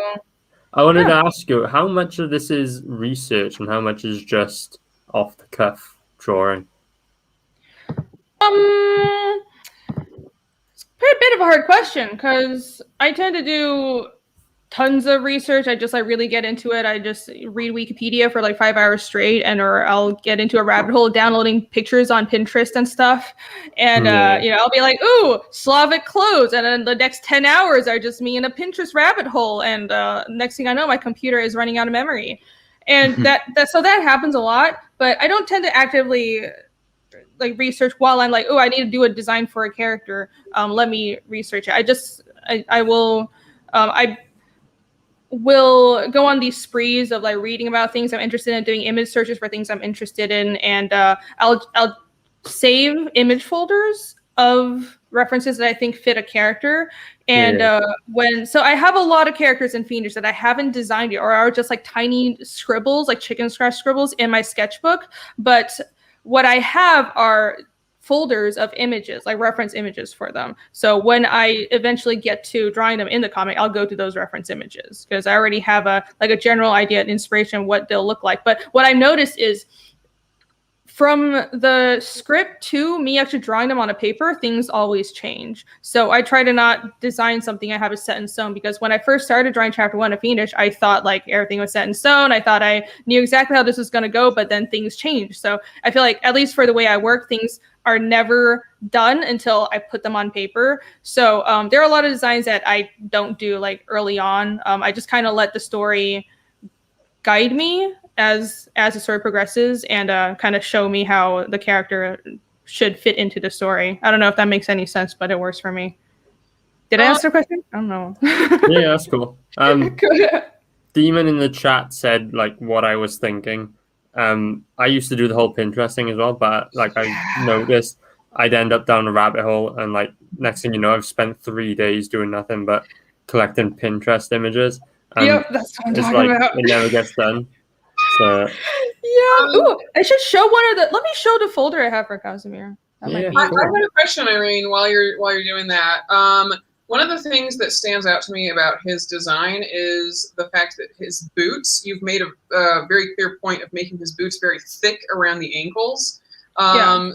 It makes him look very grounded, but I have to wonder, is this like, I've seen a lot of artists who do a similar thing just as a stylistic choice throughout all of their character designs. Is this something that you plan on doing throughout all of your character designs, or is this something that you deliberately chose for Kaz? It's something that I like to do. I've noticed like in for the I wasn't originally going to do it for Ragna, but sometimes Ragna wears shoes that look like that. I've noticed even back in college when I was doing concept art, I just like doing like fat boots. I don't know why. I think it looks nice. And I think it adds like weight to motion when people are moving their legs. And since I envision him being a very physical character and jumping around and stuff, I thought having that emphasis, like that's why I put the diamond shapes on his boots here as well, would really help. But I decided that for this story, for like my first, my major characters, here's Yomi, here's Iskul, you can see they don't have that. And what I'm doing is I'm going to stick with the same shapes that they have in these designs, but their clothing will change. But their clothing will all be around the same cut. So Iskul will mostly be wearing leg wraps, and he won't have like those big boots or anything. And Casimir will almost always be wearing something like this, even when he changes outfits. And Yomi, her thing is like those bell bottom, like poofy. She's kind of poofy and curly, and all her outfits will kind of look like that. So yeah, it's a thing I like to do, but it's also I made it specific to Casimir to not be repetitive. What was the name of the girl you had then? Yomi. She's cool. I like her design. Cool. Thanks. Yeah. Like I was saying, like those thick boots, I think that works for like a character like Kaz, who's very like, for lack of a better terminology, I'm thinking of Pathfinder and tabletop games. They're really like strength heavy, as opposed to like and as opposed to a dexterous character like Iskul. I feel like letting those ankles be kind of thinner makes you look like you're kind of lighter on your feet, whereas with Kaz, yeah, that's a good point. Footed, kind of, or more sure-footed. So I think it can look a bit masculine. Maybe, yeah. I hadn't really thought about it that way, but I was just thinking about it would fit the motion I wanted to go for, to have like his feet be more weighted. So again, a lot of this is instinctual. It's sometimes like I don't think about it either, but I'm trying to parse our thought process for that. I have the. Do you get a lot of that where you just design something and people go, "Where did that come from?" And then it's like, it's just happened. Yeah, that'll a lot too. Yeah. Or I don't know, I get that from like, well, my family will ask me that, like, "Ooh, where did this whole story come from?" I'm like, how do I explain this to you? Yeah, they're like, how do you make a comic? It's like, it's not like I can just sit down and tell you in 10 minutes. But here's my reference folder for Casimir, and I have this for like every character. So here's kind of just pagan-y clothes I found that are angular, and this is a little more fantasy than what I have Casimir wearing. I thought this was too fancy. I also wanted him to be wearing, like, because he's not rich, I want him to be wearing kind of plainer clothes that don't look like it's a fancy cut. But I thought this shape language is really cool. So here's that. Here's some like just Slavic clothing, because the look I'm going for is kind of mixed between Norse and Slavic. And here's another outfit I thought was really cool. I like that belt idea. So most of his outfits, I give him like a thick belt, and I think that specifically works well for like your kind of martial male characters. That's a thing that like it's seen a lot in designs, and that's something I'm carrying through. And this is. Oh yeah, go ahead. Oh, I was just saying this design of, I think this is also like a fantasy ranger character. I really, really like this. And I think my first iteration of Casimir looked a lot more similar to this, like how that hair is. But I decided to like depart a little from it, but I still really like this one. So this is one of my inspirations. And The Witcher, of course. Duh. I wanted to bring up something that you and I have actually had a bit of contention on in the past, is talking about like the actual the language of fashion in yes. So, let's talk. So you're talking about you're picking from Nordic and Slavic kind of historical clothing and all this stuff. And for me, like I've worked on books that take place in like Victorian times, and I'm working on stuff that's like medieval and stuff like that. I really like history, and I like making like functional, believable historical clothing. And so if you look at like my stuff, I'm probably going to be pulling a lot more from actual historical clothing. Whereas Irene is like, I want to have fun. I want to make a fantasy. And so when you approach all of your characters, not just Kaz, but all of your characters, you want to have a specific kind of look to them that's not realistic. That's like it's fantasy. Mm-hmm. And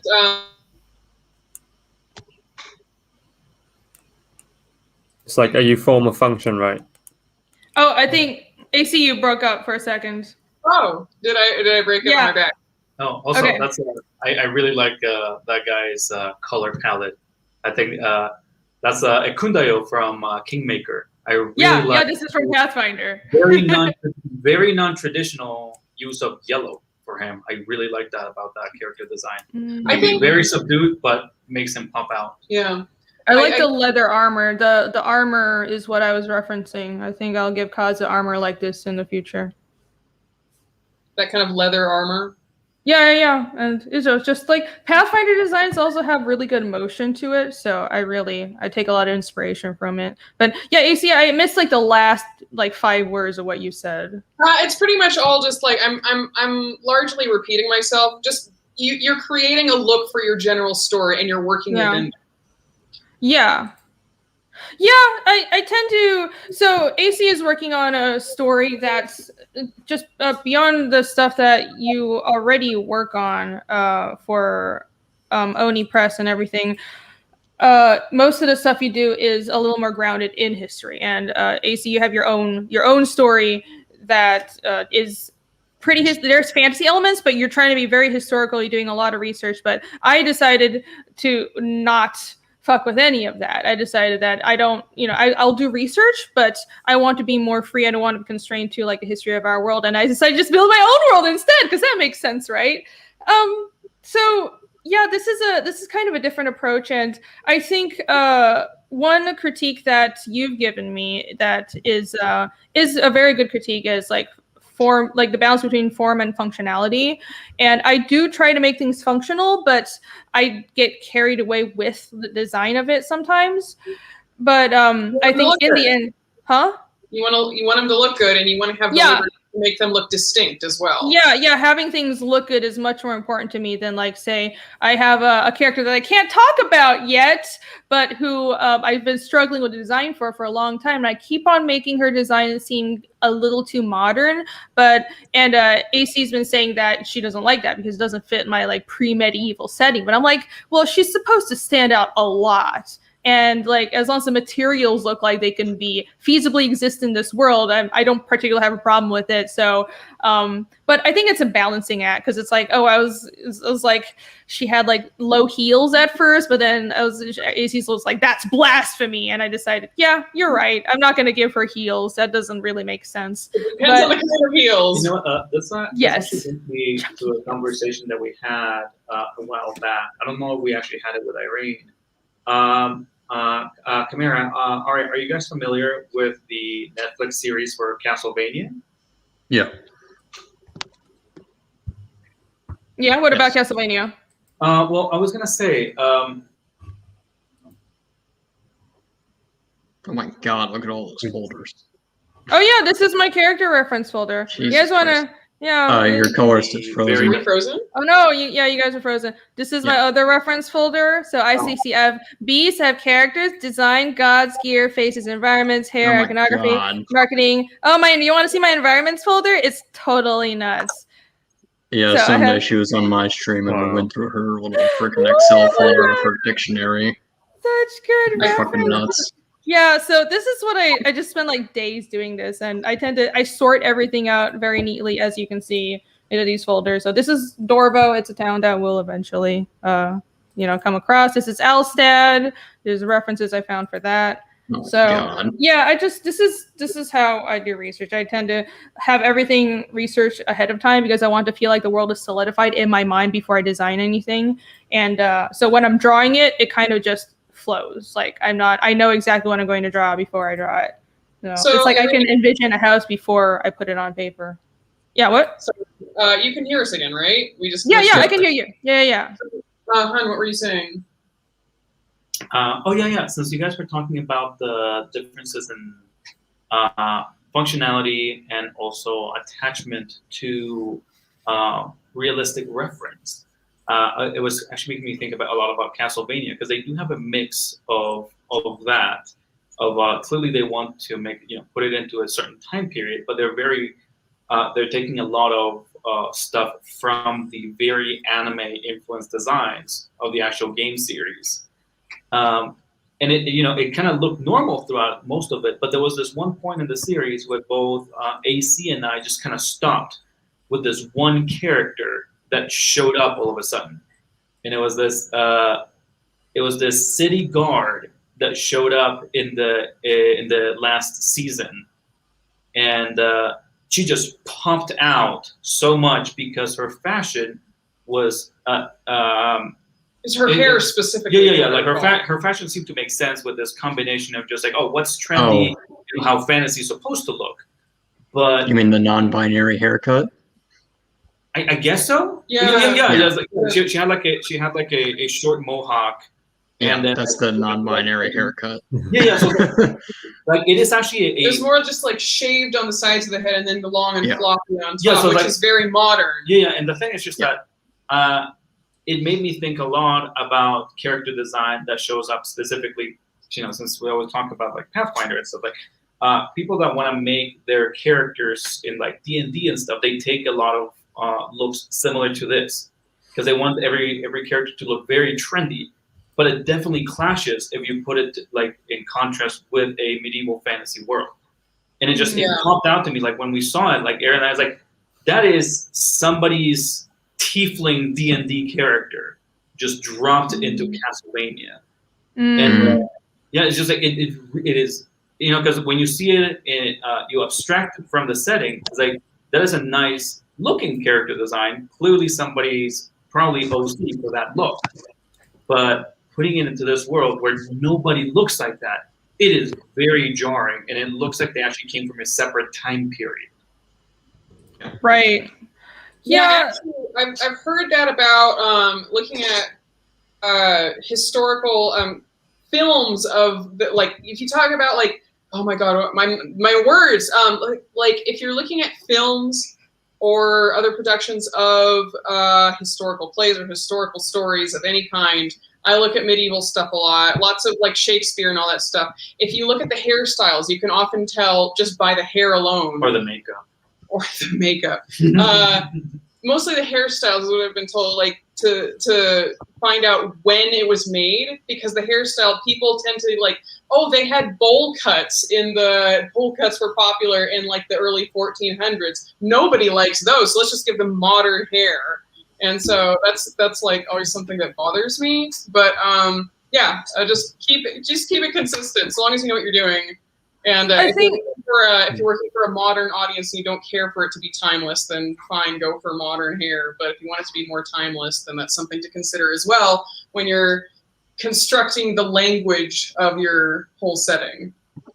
Yeah, I think consistency is something you mentioned that is very important, because that's more so than, say, for example, I'm creating a fantasy world that's pre-medieval, but I'm not sticking close to what real pre-medieval history and pre-medieval clothing was in our world. And I think like even for Pathfinder and D&D, there's a fantasy element, and as long as it's not jarringly modern, it can work. You don't have to stick as close to history, but it's about being consistent within your own world. Sorry, I think I cut someone off. I always do that. I'm the worst. Well, I was going to say that's the whole thing with the new Masters of the Universe franchise. Like they've all got buzz cuts now, and compared to the mullets they used to have. And Norton said that haircut always takes me out of it, unless it's something cyberpunk related. Yeah, it's a very modern haircut. It's just it's very annoying hair. It's a very annoying haircut. I don't mind if it's modern. Just like you're obviously. I think it looks good, actually. I just think it's modern. I think it's a pretty haircut. What were you trying to say, though, Camera? You didn't finish the sentence. It's just a non-binary haircut. It's just a token character. It's just annoying. But it's a pretty haircut. No, it's not. It's very masculine for a woman. Straight dudes, just like straight up, just dudes wear that haircut. That is a modern dude haircut. Yeah, it's I don't think so. On a female character. I don't think so. Plus, that character pissed me off. Okay, you probably had characters wearing that haircut that pissed you off, but. I don't necessarily agree with the overall like the usage of it all the time, but I do get a similar feeling when we were actually looking at a particular character, because it did seem. I don't know necessarily if I knew that there was like particular politics attached to the character, but more than anything, it seemed like it was a visual appeal to the audience, a deliberate breakaway from the overall design of the show to make sure that a certain part of the audience would aesthetically be appealed to. And I feel like that was very, it felt flat because it's like, as we were talking about, there was not that attempt of consistency. And it was because it was the only character that looked like this. Well, everybody had like raggedy hair or just normal, I don't know, just like normal haircuts for adventure shows without crazy colors. That one just popped out so jarringly that it felt kind of off-putting how unnecessary it was. I got it. So let's say that you're doing a story based in World War I, and you have a lesbian character. No. She would have a haircut. She would have that exact same haircut, and it would not stick out. That would be normal for like a lesbian kind of butch character in World War I, because it's the same hairdo that was popular back in those days. It's just kind of come back. Might be so. I personally, again, without knowing that context, I would honestly need context in the in a story like that to tell me that is not who said it? Like that's not like a cyberpunk aesthetic that's suddenly just jabbed in there for the lesbian. Yes. Are we still type like the shaved size? Yes. Or You know what? When I get a Women picture have of her that and just in put it on the chat. yeah, that I was- think we need Yeah, all those. references. There were tons of lesbian soldiers in World War One. Oh yeah. Yeah. Like I haven't seen the show you're talking about, but I know exactly what you mean. The way you're describing It's it. a good show. It's the just the haircut sounds is fucking annoying. grating.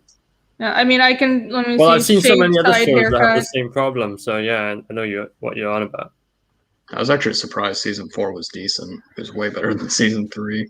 All I can think of is what was it, Battlefield or something, or Yeah. or they had a site. It was supposed to be historically accurate, a game that's supposed to be historically accurate, but they put like a purple-haired woman with a cybernetic arm in World War II. Yeah. I was like, it's just about consistency. Like, I don't care if you have what kind of haircut you have. It has to be immersive to your world. For fuck's sake. So I think the point is that like what I was trying to get at is like establish a general language for what your world looks like, what your art looks like. Consider your art style. Like everybody knows that Irene has her big eyes and stuff. Casimir might stand out as having way too big eyes in somebody else's art style. So it's just like just consider your art style, consider the kind of world, the kind of setting you want, make language for it, and then work within that. So then, like, you have your tough guy, give him muscles, you know, and like I was talking about, like the boots on Casimir that make him look really grounded and masculine. Yeah, I think like we actually, I think back in high school we had an expression for Thank this you, kind of like heavy limbs. I think it was the Heavy limbs. because it was like it's like Mega Man. It was Mega Man body, where it's just like they look really slick, you know, like toned, but it's always like really heavy, kind of balloon shaped around like the wrists and the feet to like really ground them and just kind of make that movement always just swing around so much. I was really into that when I was in high school. Yeah, I think I just always like, you know, big boots and stuff. I remember for a concept art portfolio review, I did like a set of characters that were like sci-fi characters, and they all had like big boots. And like the concept art person thought I just couldn't draw people any other way. I was like, no, this is just a choice. Like if you were frozen. Are we frozen again? Oh, we can hear you. You're just visually frozen. Okay. Oh, Your internet connection is doing a ringer today. Oh, apparently we have to refresh tail list, so let me switch those screens. But yeah, Irene, And you got a backer for Fiendish. people hiding their skill on drawing feet. Like, do you guys remember those cylinder boots for Spawn, where it's just like the foot is just like the very edge of the foot on that big cylinder of spikes? I A cylinder spikes, that sounds harder to draw than a foot. No, it's really easy. It's just you just draw a triangle and just cover it with spikes, and then like the edge of a foot coming out of that. I loved it. I thought it looked so cool. Like it was very obvious that it was just to not draw a foot, but I thought it looked so cool. If only certain comic artists knew about that trick. I'm saying both big boots Hey. and big boobs. Haven't you You seen have the Rad big now? boobs. It's right here. Yes, you have 3 big boobs. 3 big boobs. Where Refresh is my? my page is telling me I've got 65. Ooh, yeah. Which I have means- to. No, I have to refresh. So here. Yeah. Yes. Which means we've had Woo! 4 new backers on this stream. Yeah. Can we Thank get you to 5? guys. You guys are great. Can we get to 5? Come on. This man has been working on it for 7 years. 7 years. This is his childhood project. Yeah. Come on. And he's doing everything. Freaking everything. Remember almost free Inktober drawings for anyone who backs on this stream. Yeah. Like you get to see my gnarly rendition of Cthulhu if you get this one, Oh, let me full screen and you. among other characters. That is awesome. And that's first come, first serve as well, right? Do people get to pick which one they get? Maybe. We'll see. Maybe. And Maybe. everyone's doing Lovecraft these days. That was the most in shape Cthulhu I've seen in a while. Speaking of Tailless, and since we've been talking about character design and stuff, I noticed that in your evolution of your character, there was like your latest jump was giving him like that big like facial like hair, like that fur around his face and stuff that I think really makes his silhouette value a lot more exciting. Yeah. What was your thought process behind changing his silhouette so drastically? It was that for the silhouette. Like, he's pretty much Wolverine if you just silhouette them. So then I added the whiskers on the You're side. right. So Yeah. he's like Wolverine but with whiskers. Nice. Yo, I'm seeing it now. I didn't even think of that. That's cool. I- I think I that thought- subconsciously people will like reference that, Yeah, but yeah. it's not something you think about, like Yeah. I actively. honestly thought when I saw him that the influence for the silhouette of the hair was actually gonna be Strife from the X-Men. Oh yeah. I see what you mean. Kind of like that. Kind of. Wait until you see the main bad guy. Oh no, he has Ooh. four knives in his head. Heavy influence. Let's just say that. Okay. Can't wait to That's just see. a coincidence you brought that up because Strife is one of my favorite bad guys.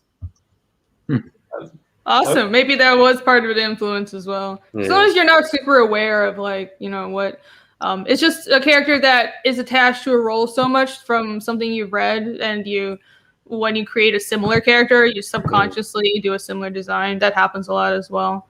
So it helps to explore your influences and be aware of like what you're referencing. I mean, even when you're conscious of it, like I oftentimes just take reference of things that I really like. But more often than not, it's because I see something that I like, but in my conceited nature, things like, yeah, but I don't like how they did it. yeah. I mean, we're all I a can do bit, better, little right? bit like that, though. Yeah, so I was like, in my mind, I was like, but what if I Yeah. grabbed that idea, but did it in a way that I actually like it? Yeah. What? I'm never like that. I mean, if anybody, if you actually go through Stripe's story, you can't help but just want to omit a few of those pieces. Oh boy. Yeah, we all do that. We all do that. Apparently, I got a backer as well on Phoenix. Let's Nice. see. Go away. Pop up. Stupid pop up. Yay. Yay! Way. Thank you! Yeah, we hit 27,000 earlier this week. Thank you, everyone who has backed this project. Yeah, and she promised that 30,000 she'd shave her head.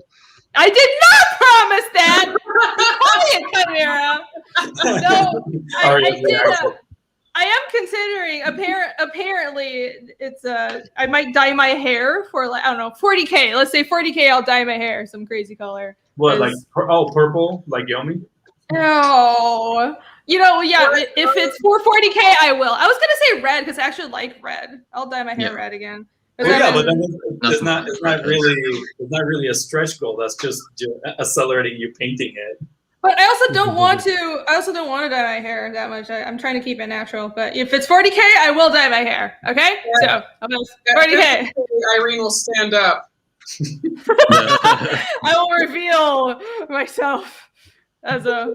I don't know. Am I human? Am I not? Who knows? We have decided that our 30K threshold is going to be a postcard of the world map, which I haven't. I should post that in updates. Oh my gosh, I haven't posted that yet, but I did tweet about it. So it's just a world map, and you can see it if you go on the website. And I'm going to adjust it a bit. I'm going to move things around and like I make it like I'm going to fray the edges and probably put some like Nunarsa text on it, so it looks like a postcard. Like I don't know, it looks like something that could be from the world. So I'll put like some like parchment texture or something. So here's the world map.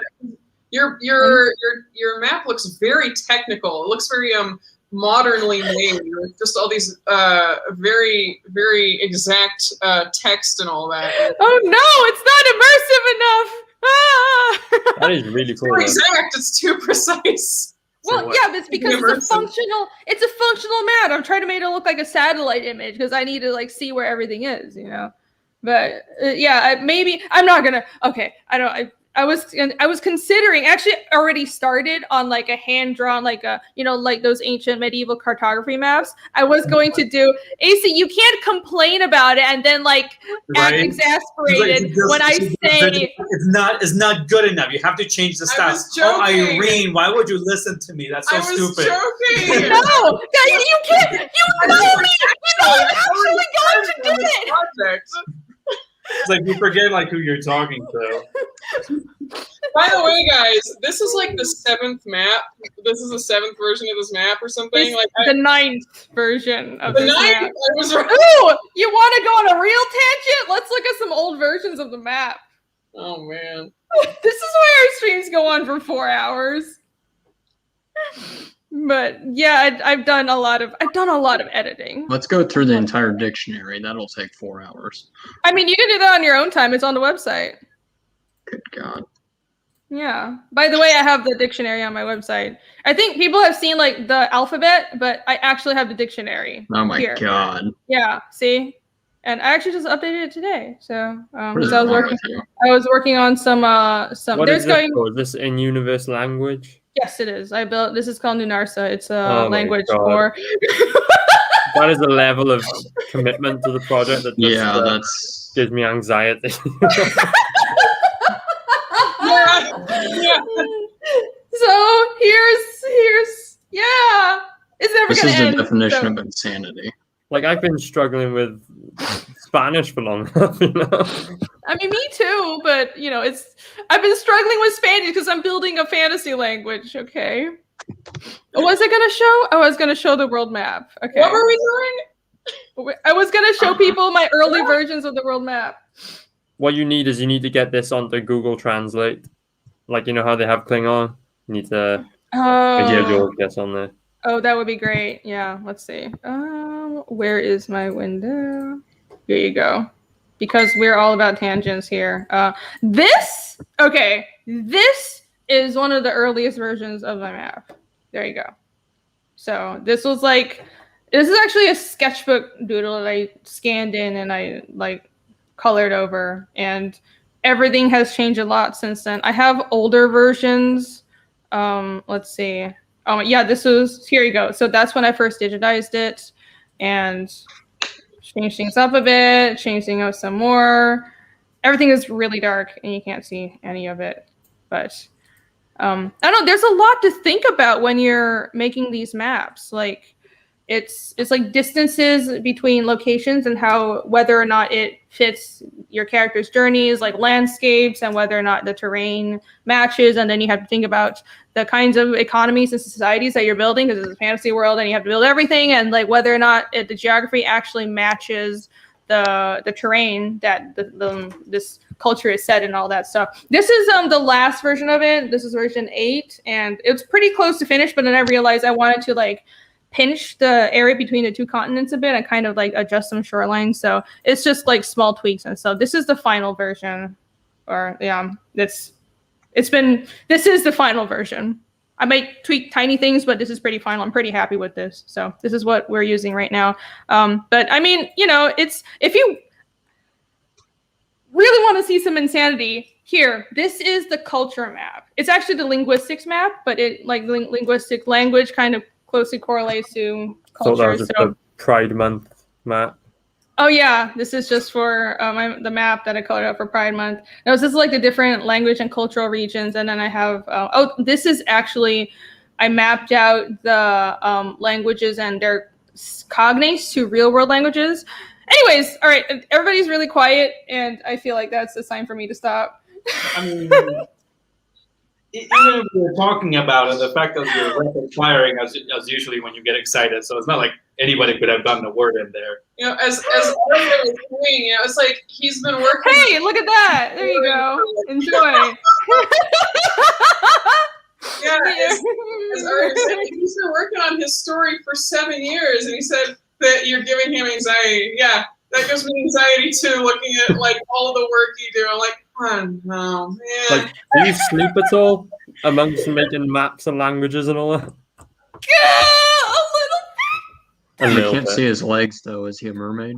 Yes, he's obviously a mermaid because he didn't just see his legs in the character Oh, design. we can't see his legs. He could be a Does his mermaid tail get thicker towards the end as only well? gets the fish butt when he gets wet. It's like a Ranma situation where you dunk him in water, he turns into a mermaid. It's not. I feel like that's been a modern trend. A bunch of I think. Oh, what was that? What was that movie from the '90s? Where some mermaid. There's a love story with a mermaid in live action, but it was the same gimmick. Where it's like she looks like a person, but when she gets wet, her lower abdomen becomes out of a fish, and it's just stuck. And a lot of fantasy now, that's what they do with mermaids, so that they can have cheaper scenes with the actress without the fish face. Oh, that's funny. I actually was not aware of that trend. Oh, Alex BRB says Cursed Spring of Drowned Mermaid. Cursed Spring of the Drowned Mermaid, is that it? I'm not sure. Oh, Splash. It was 80s. Yeah, Splash. There you go. Yeah. Oh, it was 80s. Okay. Yeah. To be fair, maybe it only got to Colombia in the 90s because everything gets here very late on translations. Hey, Irene, scroll up a little bit. Dunn was saying he's actually interested in your maps. And he's saying, where does that map fit on the equator? I'm thinking Tow Desert areas near the equator. Should I reveal? You know what? Sure. You guys are here. You should do me. You need to do a whole stream just talking about your map, really. So here's the whole world. I don't have everything super. I have everything mapped on another layer-ish, but okay, as you can, this is a bit of an older version of it. Where is the newest one? There you go. That's a more current version of the world map. So the current, as you can see, the very swooshy. Yeah, I like sushi shapes, and I don't know. It's maybe it's not super accurate to geography, but why not? Which is the bit you were showing us just now? The what? Like the which bit of the land is the? I'm trying to show that. Okay, this isn't letting me. Oh my gosh, I have to open it in Photoshop. It's gonna take forever. Yeah. That would. Were you asking about the languages or? No, the more in-depth map. Which bit of that was on that one? Oh, that was the world map. That was the entire world, because somebody was asking about the equator, so I figured why not show it. And keep in mind, none of this is set in stone yet. This is probably going to, all this stuff is going to likely change. So, oh, you were showing something. Sorry. Oh yeah. I was just gonna bring it up whenever, but yeah, this is like the some of the stuff that'll be in the bonus section for Taylor. So like this is one of the earliest little cartoons I made of him. Like I said, he was a newspaper style comic book at first. He was literally Garfield in spandex, and he was a bank robber to start with. Really big evolution, dude. Oh yeah. What changed your mind about the trajectory of his character and what kind of story you wanted to tell with him? It's because literally just because I'm into superhero comics, and I thought the bank robber idea wasn't just, it was like it just didn't get me going, you know, I wasn't into it. So spandex superheroes, that was it for me. Like, he's dressed like a superhero, so why wouldn't he be, you know? Mm-hmm. But yeah, like, I'll scroll through this, and you can kind of see, like, Oh, Super Saiyan up there. Oh, so you have the evolution. This is cool. yeah, kind of. And then this was sort of the point where he starts looking more like today's Talos, but like, he's still skinny. He's got 3 fingers and toes, Mm-hmm. tiny ears. He's got like a smiley face on his crash helmet, and like, you can see it starting to come together here. Like, I was playing around with shoulder armor, like the Green Power Ranger. That's where I got that from. But yeah, I guess that looks like the Super Saiyan armor as well, doesn't it? It looks then- Kind of, yeah, it does. Yeah. And then, like, these ones are kind of yeah, he does get ripped. he gets ripped real quick. Yeah. It looks kind of like, you know, in Rocky 1 where Sylvester Stallone, he's big but he's not shredded. Like, this is Rocky 1 Talos. And then real quick, Rocky 2, suddenly his abs are popping out and he's got veins on his muscles and all that. So yeah, like, I was experimenting with kind of the style of how to draw Talos. Things like the gun holster that used to be there, and I've just basically stopped drawing that because it is boring to draw and it gets in the way. So I'm like, when I'm creating characters, my whole thing is the rule of cool. So long as this looks cool and it's fun to draw, that's how I'll do it. And I just didn't like the holster, so that went pretty quick. Yeah, just experimenting with you know, figuring out how I was gonna draw, and then eventually, you know, we get to today where he's like this super hulked out 90s style character. Yeah. And like, this is mini comic number 4. This is number no, this is number 3. This is number 5. And even between here and here, the whole art style, the way I'm cross hatching, the way I'm rendering things, completely changed. And yeah, it's gonna be real evident when you're reading the book. And then, like, this is nice polished Talos that is gonna be on the front cover of the book. So yeah, like, from that to that, but there's a fair few years difference. It's always really cool to see the evolution. I know that, like, I think you were mentioning it earlier. It's like a lot of times you tend to bury that stuff because you're like embarrassed. But I always like to show my old stuff. It's like, look at how far you've come. Look at the evolution. It's so fun. I do want to give you props for not just like working on this for 7 years and for such a long time, but being open to showing the old stuff. Because like, most people don't have characters they've been drawing for 7 years, but also, like, even if we do, we don't kind of want to show the first versions of it. But it's really cool that you're just like, let's show everything. And I don't know, I think that's something special as well. My whole thought is this book is basically going to be everything I've done up to this point. Like, all of this is me learning how to create comic books. Once this is out, I'm on a blank slate and I can go into the first full-size Talos issue. Blank slate, the training wheels are off. I'm just going to go into it, you know, full steam ahead.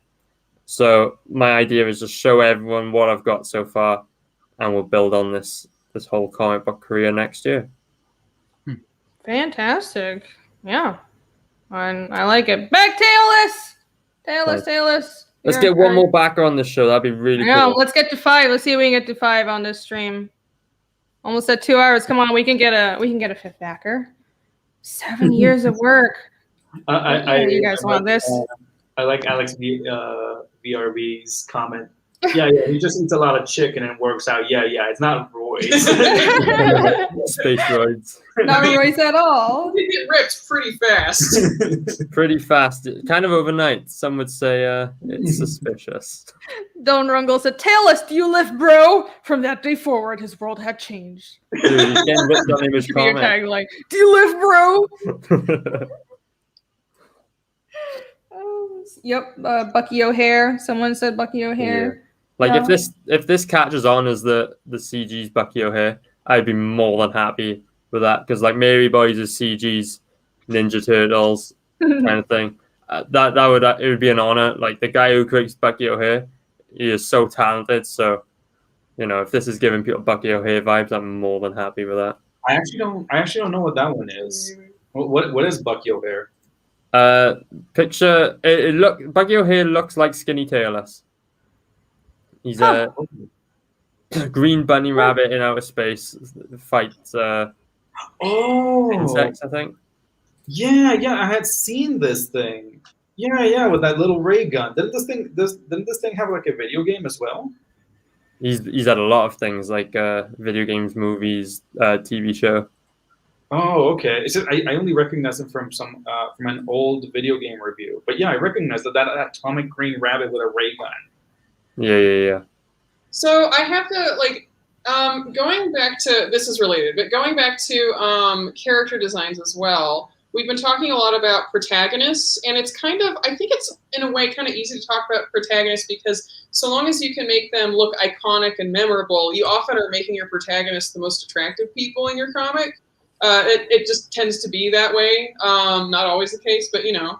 But that being said, it's like we've talked about how you've designed Tailless, but then how did you approach designing his his sidekick and the other folks around him or the villains and stuff like that? Like, how do you end up? Why do you make them distinct, and how do you do that? Well, the sirens, which are the beautiful triple-titted demon babes, like the one on screen. Sirens, nice. I think the whole thing is they live in this temple underground on this strange undiscovered moon, and they lure weary travelers to their lair with their beautiful songs and beautiful titties. But how did I come up with that one? That is just pure teenage boy design. That's no further explanation on that one. But so there's a new bad guy in each mini comic here, and they all have totally different inspiration. Like one of them is the Abominable Yeti, which is my parody version of the Incredible Hulk. Like instead of Dr. Banner, we have Dr. Badder because he's a worse version than. Is Dr. this Banner. the Yeti design on the right here? Yeah, that's him. Oh, okay. Cool. And then we have one called the Bounty Hunter, who is based on Boba Fett, but also kind of based on, you know how in comics there's always the bad guy who is just the hero but more buff, more shredded, like Spider-Man, Venom, Sabretooth, Wolverine kind of thing. So the Bounty Hunter is exactly like Tailless, but bigger, badder, scarier.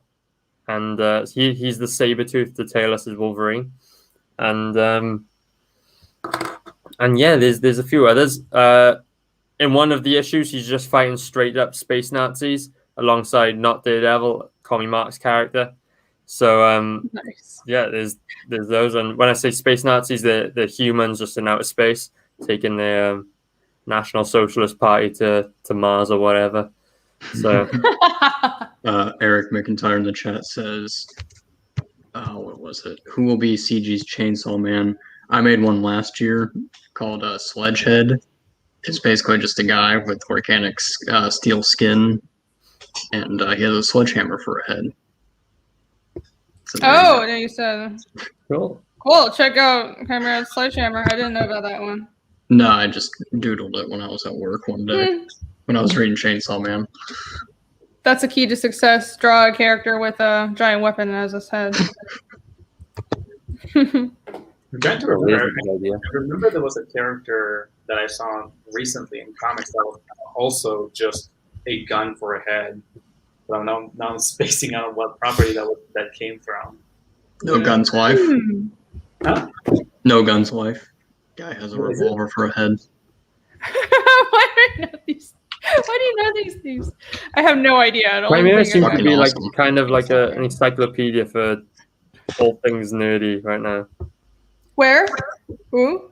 Chimera seems like an encyclopedia for all things nerd. Yeah, that's basically. He just sits in his room and just reads comics and manga, and then he'll reference things all stream. That's his role here. Yeah. I like I'm really seeing the cool factor here, and I'm noticing like you tend to exaggerate your character designs, because I just realized how absolutely ginormous that gun this guy is holding is. Yeah, And it's like the gun is almost his size. Actually, it is his size. It's Like- not just the gun. It has this apparatus that's like over each of his shoulders. Like, it's so ridiculous. He's got a tiny Yeah. jetpack and a gun that's the same size as him. Like, that does not work. But it's just fun to draw, you know? Looks cool. Yeah. Having fun is definitely it's important, and I think I don't know. With a story like yours, it's obviously meant to it's supposed to be stylized. It's in space. You know, you don't have to take practicality into account, and if that's the way your world building is, and then that's the consistency you've established, you can go as crazy as you want. Yeah, exactly. It's all about consistency. I love that. That gun is so big. You mentioned giant guns. I mean, Aria did say that a lot of the influence first started coming from early Image comics too. So those were where you could actually find those big guns that would break the time. Yep, I'm definitely seeing that now. Let's see if we have more backers. Backers. Stop lagging! Oh my god! I hate my computer. Maybe if I actually didn't have a giant map open in Photoshop, that would help. I refreshed it. It's the same. It's the same. It was not 4 backers. Come on! One more! But hey, I appreciate all those 4 backers. You guys are the best. Yes, you guys are. Thank you very much. Thank you. And for the person who backed Fiendish, you're the best. Thanks. No, well, since I have it open, let me jump back to the the world map real quick. I know this is not the topic of discussion, but since someone asked in the chat, here we go. Derailing, talking about character designs. Here you go. So, well, this is the world map over here, but I just wanted to, this is not like the solidified version, but the area of the world where we're paying attention to is right here. So that's what's going on. But someone wanted to take a closer look at the language map. This is, what I did was, as you guys know, I'm a language nerd, and I mapped out the general, like the real world languages that would that my fantasy languages would be derived from in my world, right? So Ninarsa, the language that I built, is a clerical language. It's a language that's used for like bookkeeping and for like shamans and for record keeping, and it's an older language that's kept more stagnant. It's kind of like Mandarin Chinese, how that's the way I thought of it. It's like everyone speaks their own dialect, but Mandarin is the one that everyone speaks, and that's like the official language. So that's what Ninarsa is supposed to be, and it's supposed to be related to all the local languages, but not exactly the same. So it's like this umbrella language, right? And I kind of mapped out the different branches of, I use like Indo-European languages as a basis. So these are all the so the languages in my world would be like a fantasy version of the languages that I listed here, like Old East Slavic, this area over here. In my world, this region would be speaking a fantasy version of Old East Slavic with like syntax that's more similar to Ninarsa. So that's why I did this map, and it's, I don't know if it's not so much like this is something that'll come into the story, and AC was like telling me that I'm crazy for doing this, but it's more, I want to solidify the world. I want to, it, and like knowing this stuff influences how I draw the clothing, how I draw the architecture, because now I know like, oh, this area is Thraco-Dacian, and I would, if characters are traveling towards that area, I would just instinctively draw clothing more like that, like a fantasy version of Thraco-Dacians or all the different regions here. So it's more just like to solidify the world building for myself. It's not something that you have to know too. Yeah. That is really helpful to at least have that reference put in there, so you know exactly where to draw your reference from when your characters go to that place. Yeah, it's more like, as I've said, the way I build the world is I don't build things when I realize I come across it, I have to build it. I kind of just build everything ahead of time, and then so when I'm drawing the story, it all flows. I like to have everything already set in stone. So like to me, this world is, and it's still like, it's most of it, it feels it's been feeling more and more like a functional world in my mind, and that's what I want to feel like this is a comfortable place that could really exist, right? And not all of it is fleshed out. I haven't thought of absolutely everything. It is just a fantasy world in my head, but like the more I can just be comfortable with it and sink into it myself, the more immersive it'll be for the readers. You know, the way that you talk about it, and just like having figured everything out ahead of time, kind of going onto like the character design with this idea and, you know, storytelling.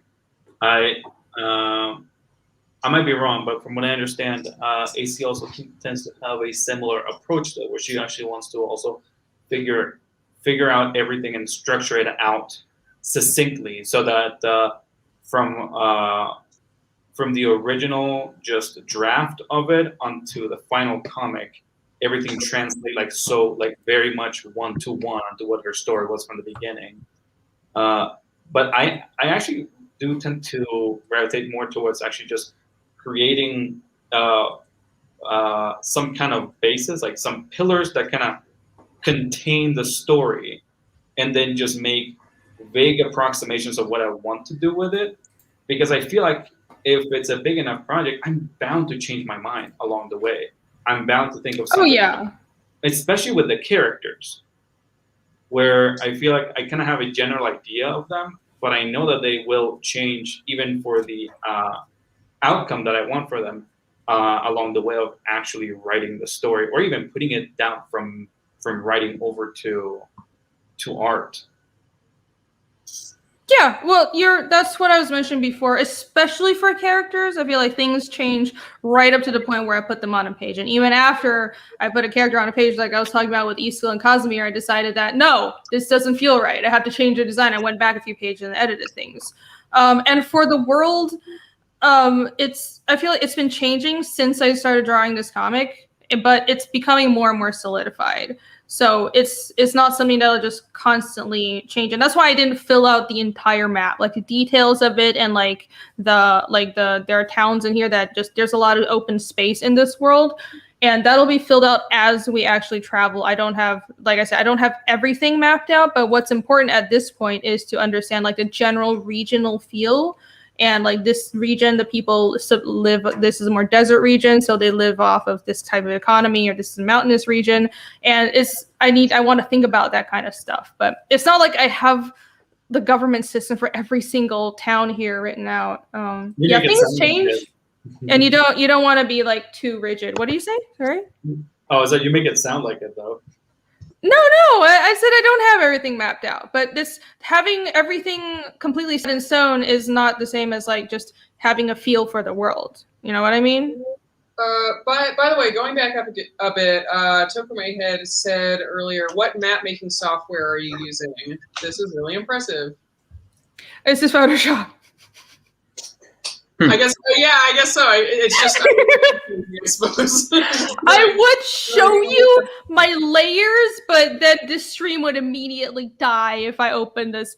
This map is like a smart object nested in a smart object, nested in like 5 other smart objects. I have like layers of, this is the base geography, then I have like the oceans, and then like I have the mountains, and then it's kind of insane, but basically I use a lot of layer effects, so bevel effects, and like for the mountains I use a textured bevel, and then I would paint it with like a textured brush, and the bevel on the for the layer effects would bring out like the 3-dimensional feeling. So and then for like I did the same for the trees. I did a different, like a smaller bevel where it's sharper. It would be there's more contrast, and then I use a stipple brush for the forest areas.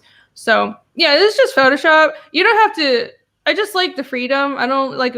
I know there are map softwares out there. First of all, I'm cheap and I'm not paying for that. But second of all, it's like those map software still only let you use their assets, and I want to completely be able to control everything. So yeah, I think someone else had a question. Let's see. To have Don Rundle says, so they have a common ancient cleric language, but for regular force, were there distinct different languages? Yeah, for there's a common ancient clerical language that stretches back like a few thousand years, and it's mostly, it hasn't changed that much, but for common folk they have like vernacular tongue. So it's how you have like standard, and it's America's kind of weird, and English is kind of weird because it's, English kind of spread differently.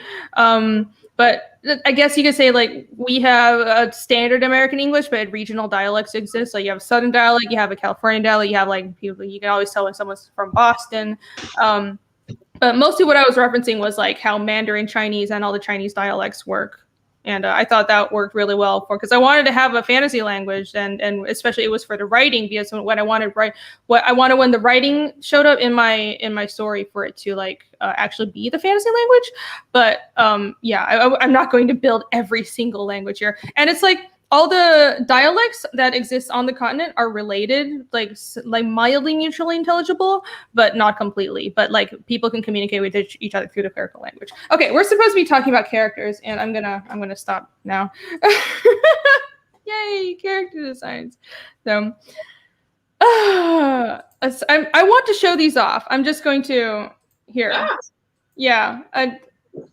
Since we're talking about character designs, I have to pull these up. Here are some of AC and Nick's designs from Pathfinder, and I really like them. So this is Nick's. This is Nick's. Yeah. This is Nick's, and this I feel like this one also has like really good shape language, really good motion. Like you guys are really good at. I think especially Nick does like very exaggerated shapes. I like this design a lot. Why does it take an hour to design a character in Pathfinder or D&D? It takes much more than an hour. Oh, dude, Why? like it's really easy though, because it's honestly with D&D you can streamline it with an app. It can just take some minutes. So you're talking about mechanically. If you're talking about like actually like designing a character visually, that's a different story. Well, I'm assuming mechanically. Is that what you meant, Chimera? No, I have no idea what. I mean, Okay. you can't just streamline it, or you can just play like a pre-made character if you want. But if you want to actually like the way we've been building characters, we really get into like the backstory, and we tend to build like I don't know, like kind of weird classes and archetypes. So it takes a little longer if you want to do like something non-standard, but you don't have to take like 3 hours. It's essentially a video game character. You can always just pick a guy that swings a hammer real good, and that'll be very easy to do. Yeah. Or you can go in a weird way of just making a Professor Xavier that specifically only talks to ghosts or something. It's just as far as you really want to go into it. But it can take minutes or it can take hours depending on just how much homework you want to give yourself. Yeah, and or I'll stop pulling your stuff up without asking. But Why don't you just say who did it? You're just like throwing it. I said who did it. This is Nick's, and this is AC's, and this is also AC's. I really like this one. These are all our Pathfinder characters. So since we're talking about character creation, by the way, in case you guys weren't here at the beginning of the stream, we are thinking of doing a Pathfinder series of videos on my channel. I don't know when yet. I've reached out to a couple of people to see if they're interested. But what we're going to do is we're going to bring on someone new who wants to try out the game, but who hasn't touched like any role-playing games at all. And we're going to do like a stream walking them through building a character alive. And then then we're going to do like a second stream playing a small module. And yeah, so it's because we were always talking about Pathfinder, and I feel like I want to have somewhere to point people to. And this is like something that I'm really passionate about. I'm like, this is one of my major hobbies, and it's influenced me a lot as an artist, and it's helped me a lot as a writer. So I'd like to show people what it's about. So that's going to be coming soon, hopefully probably sometime in the next month, but depending on the scheduling with whoever we decide to bring on. So keep an eye out for that. Yeah. All right, let's go back to the campaigns. Let's see. Enough of that. Yvonne says 600 DPI. Of course it's 600 DPI. Are you kidding me? I always work in 600 DPI, by the way. Pretty much no exceptions. All right. No wonder it takes so long for your computer to load files. Okay, it seriously is because I have too many tabs open in Chrome. No, yeah, it is normal to have it. Yeah, I just on the high end. Yeah, I need to add more RAM. I have a decent computer. My computer is not bad, but I'm ridiculous with it. No matter what computer I have, I will stress it until it's struggling. That's how this works. So there you go. So back Adventures of Tailless. about like Pathfinder and D&D, but I feel like I'm just gonna let everybody just be quiet for the whole stream, just like when Irene was talking about languages and maps. Let's talk about how we're not going to talk about Pathfinder. Cool, all right. Cool, got it. Cool. Yeah. So we're totally not going to talk about Pathfinder. By the way, Pathfinder is very similar to D&D 3.5. Yes. It's Pathfinder is basically an offshoot of D&D 3E, but they built a whole different world. It's a little different. It's different from D&D as in like there's a lot more archetypes, and it's a different world. But other than that, it's very similar mechanically. Yeah. Hey, Aria, actually, since we're actually going back here and looking at the campaigns and stuff, you had mentioned that the idea on making the first campaign, Yes, from just showing the process of creating the character and actually pitching the idea of the stories was for you to then start out with a blank canvas for the next comic and stuff. Yeah. Going off of that, so it's like, how much of your time actually working on this project or others has it been on comics? Again, I haven't, since I don't know you. I don't know about this. Is this you venturing into comics, or have you been on some other stuff? Well, TLS mini comic #1, which is in this book, is the first comic book I've ever done, the first sequential art I've ever did. And then issue 7 being the most recent. So literally everything comic books that I've ever done is in this book. Like my day-to-day life, I get up at 4 a.m. to go to my day job. Like I got Oh my gosh. a horrible day job. So I get that out of the way in the morning. I come home, I just draw all day. And then in the evenings, I tend to go boxing. So that's every day for the past 2.5 years has been exactly the same. Gosh, So, I don't know. I don't know who it was on one of the other streams that was also talking about going through their work schedule, drawing, and then going to the gym. I really don't know how you guys have the energy at the end of working and having to do creative job to have any energy at the end. I always have to do when I'm working out. I have to do that at the beginning of the day when I have the energy. And have some sunlight because it pisses me off. It's being like dark outside. Dude, same here. With the day job and trying to draw on the side, and it just feels like you don't have time to do anything else. I've been so trying to tiring. quit it I've been trying to quit the day job for a few months now. But like I had some projects lined up, like working for other like writers and stuff, but those projects got pushed to next year. So I'm gonna hold off on quitting just yet. Like I've got a car to pay for, and we just got a new dog, so I gotta look after her, you know. So new doggy. Yeah, we got a greyhound. And when you say that you have like other gigs lined up and stuff, so like how did you like show your stuff around, or how are you known for your art, considering that you just started doing this campaign now? Yeah. So both guys who contacted me for artwork friends I knew from when I was playing in bands, like the music friends. Like obviously, were you the guy that over like all the posters for people? Yeah. I used to do a lot of like band artwork. You are right. I used to do like the artist guy. Always the artist guy has to do all the promotional material. You can draw. You must do all the art for us for free too. For exposure. Yeah. Exposure, yes. How'd that exposure work for you? Oh, well. Well, you got some work, right?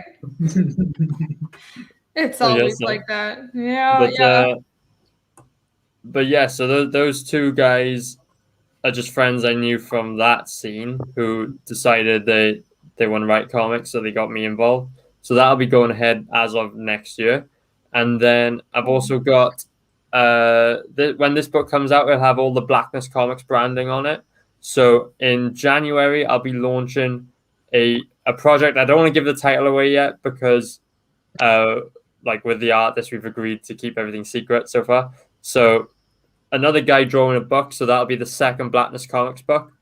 And then at the same time, I'll be launching another TLS action figure campaign because I want to do, like, as much as I'm into my comic books, I'm also a huge action figure collector. So we're going to do an action figure campaign. It'll either be more of these guys like the 2-inch Keshi guys, or it will be the first articulated figure.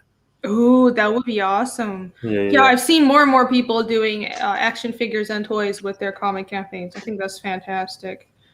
So easy now that you have 3D printing. Like there's still costs and stuff, but it's much easier than before. You don't need to like do a million right off the bat. Yeah, really, really cool. When did you say the toy campaign might be launching? January, February, start of the year. Okay. Okay. Fantastic. And how much more of Tailless do you plan to do? I guess I haven't asked that. So issue 7 in this collection is a prequel book to the first full-size Tailless issue, which will be my next comic book project for next year. So the idea is I'll launch that action figure campaign to keep the train rolling until the first full-size issue comes out. So the first 30, 40-page story. And that is going to be at least a 3-part story. So it looks like I'm doing Tailless for at least the next 3 years. Awesome. All right, so there's going to be much, much more of this. Yeah. Fantastic. Back Tailless, and we get to 5 backers. Ah! One more, guys. One more. It's okay. We're gonna go through the couple other campaigns we have here. Then I have something I want to show everybody for Fiendish that I just got done that I am finally going to get produced. But then we'll circle back and let's see if we got you your 5th backer. Yeah, cool. So yeah, I don't know if Chimera is here, but I have Testament pulled up. Yeah. Hey, show your book. Actually, I'll show a map because I also have a map. Oh, fancy. Nice. There we go. Right. It's not as nice as Irene's. I'm gonna have to get making a map. Everyone's got maps. I've been told that people are like, oh, I have to make a map for my comic now. After they saw mine. Like, you don't have to. It's a crazy person thing. So here's where book. Chimera, I actually didn't know that your comic took place in an entirely different world. So this is a surprise to me. Really nice looking map. Thank you. Yeah, it looks good. Yeah, this is where book 1 takes place. Is Rhineland's basically Germany, I guess you could argue. And then the next one will take place, book 2 will take place in Daewoo, which is basically China. Daewoo. Yeah, and Raj Empire. Daewoo. Say it right. How do you get okay. What? Okay. I was gonna look at it. Is that okay? All right. No. You scared him away. Okay. I mean, it was a nice map, and it is really cool. I guess I always knew that you showed me your map as you was working on it, so I knew it was it was set. Testament was set in a fantasy world, but I guess that hasn't been acknowledged to everybody. So that's pretty awesome. Oh, are you gonna put the map in the book? Yeah, I was thinking the interior front cover. Yeah, the interior, exterior, front or back covers are good places to put maps. Very cool. So, yeah. Yeah, no. So this takes place on a completely different planet called Vaughn, and so follows Carl von Magnuson. He kind of has a Viking last name. Son of Magnus, and he's on a quest for revenge against the king of Rhineland for killing his raiding clan. Raiding clans being a warrior clan that raised him from birth. And along the way, he teams up with a rebel group, and he learns about his lineage and the powers he inherits. I don't want to spoil too much, but there we go. And it's a mix of 1800s and modern day. There's modern day clothing, but also motorcycles, and then there's the king, kind of dressed like an imperial ruler. So like steampunk. Yeah, a little bit. Also-ish. I wouldn't call this steampunk, but I don't know. What would you call it? It's like Victorian meets cyberpunk almost. Yeah, a little bit. Different. There's also a genre called gas lamp fantasy, which is house moving castle. Yeah. So. Yeah. I feel like this is a little different though, because you got that like Akira style like motorbike. Look at this thing. That's not really gas lamp. So we're doing something that's a little more different. It's like Victorian, but merged with like more futuristic stuff than what we have, I think. It's like sprinkled throughout. So, and you had that one train station scene somewhere. But this book looks really cool. I like the concept of like ancient stuff merged with fancy. Here you go. Look at that. So yeah, you can see it's kind of steampunky, but also more futuristic than I would say like just steampunk, you know. It's kind of got its own look to it. It's unique. Yeah. I've always liked the concept and the look of this, and the art is really good too. The coloring is nice. So if you guys haven't back to see it, oh look, goblins too. Yeah, goblins. Yeah, there's fantasy elements, but I don't want to go too. Goblin. I should theme the show after goblins. Now you have 9 days left on this, and then you're gonna take it down, and it's not gonna be available anymore. So yeah, I would like 9 to fulfill days. it in mid-August. It's looking like. Okay. Yeah, that's soon. So you're gonna take it down once fulfillment starts, essentially. Yeah, I'll have my proof copy by the first week of August. Sweet. Okay. I love this poster. Yeah, that's a splash page. That's page 9, I think. Oh, right. It's a splash. Are you offering that as a poster? That would make a really good poster. No. You should. Maybe for the next book. Maybe. No.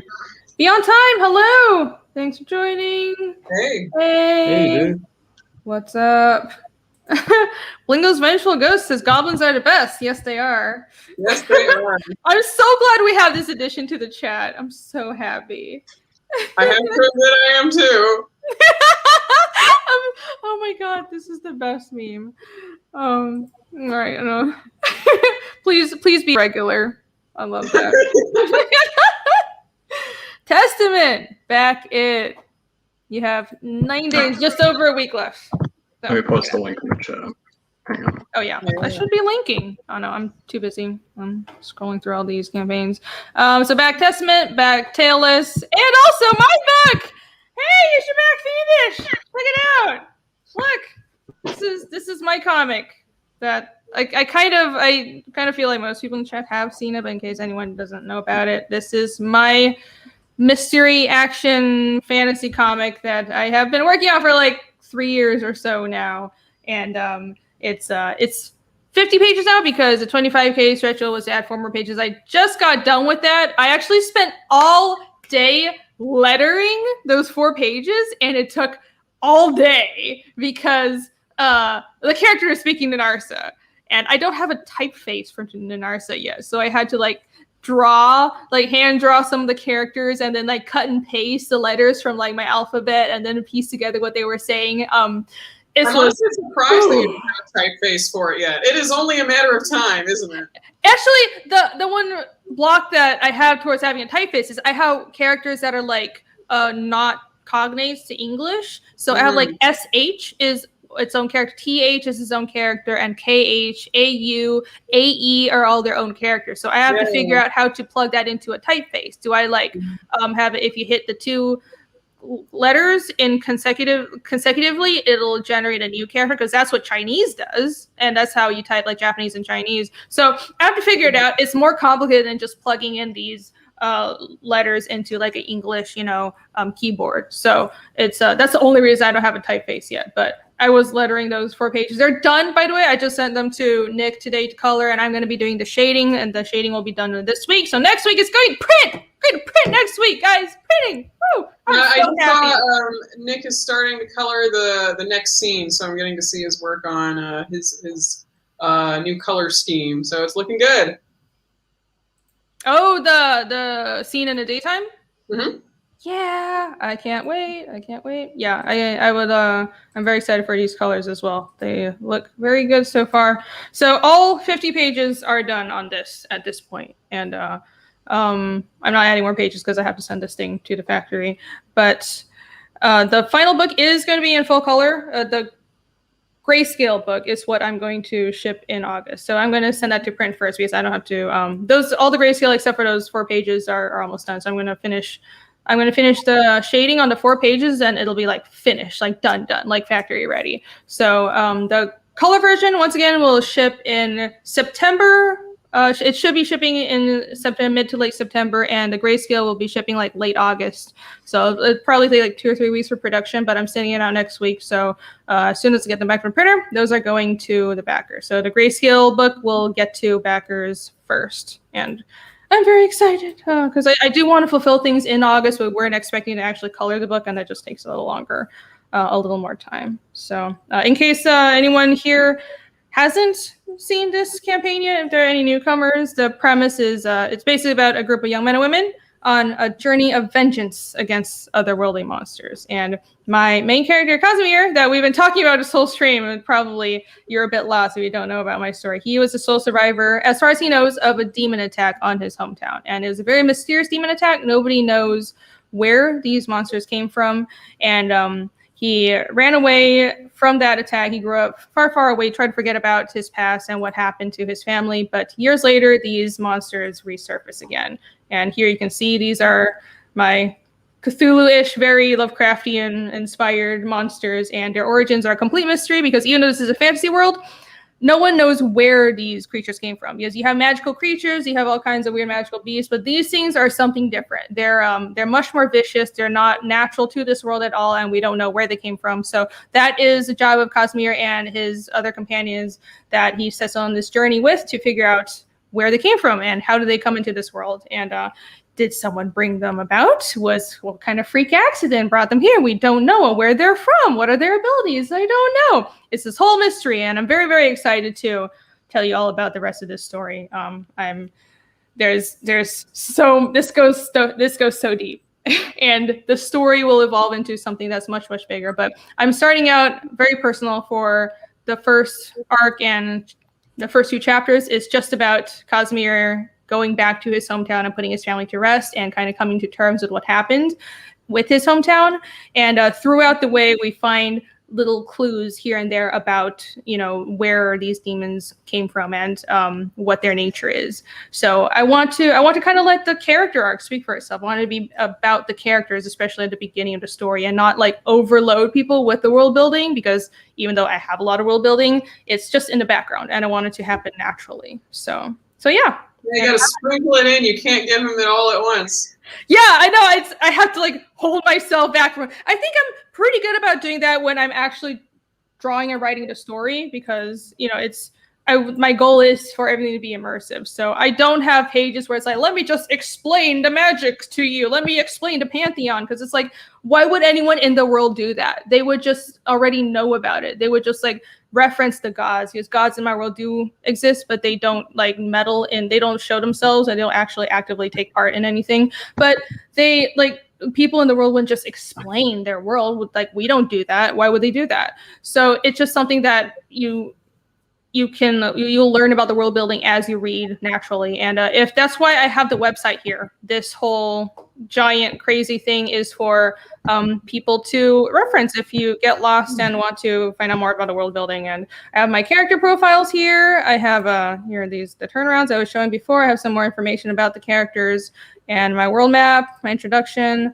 Oh, and I have a preview if you haven't read that yet. Really, really check out the preview. It's the first 20 pages of chapter 1, and if you want to get a feel for the story and to see if it's something you actually like, go on the comic website and check this out. And yeah, these are Nick's colors, so this is what the final book will look like. All the pages will look like this. They look fantastic. Yeah, let me post a link to that right now in the chat. Yeah, I was just mentioning that you've started work on the next scene during the daytime, so you're working on developing a new color palette. It's looking really pretty so far. Oh, okay. Thanks. Oh yeah. So sorry for having to come in and out, guys. No, it's cool. You got shit to do. I was just mentioning that you had started working on the colors for this extra 4 pages, or flatting it. You're coloring the scene right after the nighttime scene, right? Yeah. The daytime. I was working on the colors the day before, but yesterday I was just trying to prep the files and just condensing them so that I could find a way around them and handing them over to flatters. Right on. Right, I forget. You have to actually process my inks so people's computers can handle them. It's not just it's not just the ink. I know I bust your balls about how massive those things are, and just the categories. It's okay, cool. All right, just flat all that. A big thing is that I have to prepare the color profiles. so that they remain consistent. Because it's happened to me, and I know that if I don't do it before I hand them over to the flatters, I'm going to forget about it and screw up, and they're going to be released with different color palettes. Oh man, I would not mind being able to. I definitely could go for an In-N-Out burger right now. It was everyone calm down. It was our friend Danielle that was just putting up some links to some like these balls right here. These balls. I was just thinking about those big old burgers that they had on the thumbnail for that. I've been thinking about burgers all day because of that. Oh my gosh. I'm sorry. I got really distracted by chat. You guys are You guys are gold. Blinko's Vengeful Ghost said, she made me screw people I didn't know and made me feel cheap. AC, you have to answer for this. That is not the answer for it. That is not true, Blinko, if he's complaining about screwing. That's true. I think Blinko was pretty happy about. That's an imposter. He loves screwing people he didn't know. Yeah, that's an imposter ghost. Yeah, exactly. I have a feeling that over time you guys will get very familiar with Blinko. Yeah. I think he was quite a character. It's a main character of our campaign, even posthumously. Now, these are the pages that Nick's coloring now, and I have sent those. That's the one that I'm working on right now. The big. Yep. Apologies to your flatter. Yeah, I mean you can talk to her directly. I know her. Lily has to work on. I mean, I'm splitting it between two, Dido and Lily, but I trust the more complicated ones only on Lily because I know that she'll do a more consistently better job on those. Oh yeah, she's good. She's good. But I mean, whatever. It's giving her. I should probably like contact her and be like, "Thank you for flatting my." I feel bad because it was that page that I know that gave her an arm cramp. She told me that. She was like, I'm sorry. It's just I'm trying to make it, but it's just like this page is like, no, take your time. It's okay. We're working on another one. Poor Lily is just. I kind of just imagine her with a cast, just going. Oh my god! It's like every time Irena's just like, sorry, Nick, all this work is like, I don't know. I mean, you're killing Lily, not me, really. Oh shit! Yeah, and the new pages aren't that much better. Anyways, I'm gonna take her out for a drink sometime. She doesn't live that far from me. Yeah. What were you saying? Oh, I was gonna say I've actually started talking to her about Pathfinder and stuff. So we might be seeing more of her soon or something. Ooh, that'll be awesome. Yeah, that'll be nice. Yeah. I'd love to reconnect with her more. Yeah, very cool. She's very antisocial, as a lot of artists are. Check out the preview. Here we go. Look. Oh, all right. And the update that I have is actually I finished the design for the Demon Sandy. So here you go. Yeah, Irene. You know what? I've actually been kind of. Ariel just pointed out something that I think I was confused about. So the base demon that we actually encountered on the first issue. Yeah. Does that guy have one or two masks on his chest? Two. Oh my god! I kept thinking he had one, and then I saw the Demon Standy who also has just one. I showed you the pictures. I know, but it's just like I just wanted to make sure. It's like, has it always been that way? I felt like I always remembered him seeing him with one mask, and even when I made the stats for the monster for you, I was like, oh yeah, he has one mask. No, there are two. I'm glad we clarified that. Gotcha. By the way, yeah, we've been statting out these creatures, and I set it all the characters in Pathfinder, and the trading cards are ready, so their stats are going to be in the back of the trading cards. We just have Nick's been doing the stats for the demon. I guess we're gonna have to modify now that you realize it has two masks, but it'll be a little spell check on one of the things. Okay, yeah, it's the trading cards will be Casimir, Iskall, Yomi, and the demon so far. And if I think the 35k stretch, I'll go back to doing trading cards. So I don't know, we'll do either Ragna, but I don't know if I want to do Ragna. That might be spoiling too much. I think I'll do Ragna for chapter 2. We'll do the corpse. There you go. Yeah, it'll be something fun. Anyways, we'll probably do more trading cards, but I'm very excited for those. We have like mini character sheets. I can't show them because it'll be too spoily. It's only for backers. If you want the trading cards, back the book. So the backs of the trading cards will have like mini character sheets, and if you want to play the characters in Pathfinder, I'll basically have all the information you need to play them. So I think that'll be a little treat for people who people who are also gaming nerds like us. And this is what, oh my gosh, show yourself. Here is a standee. Woo. That's awesome.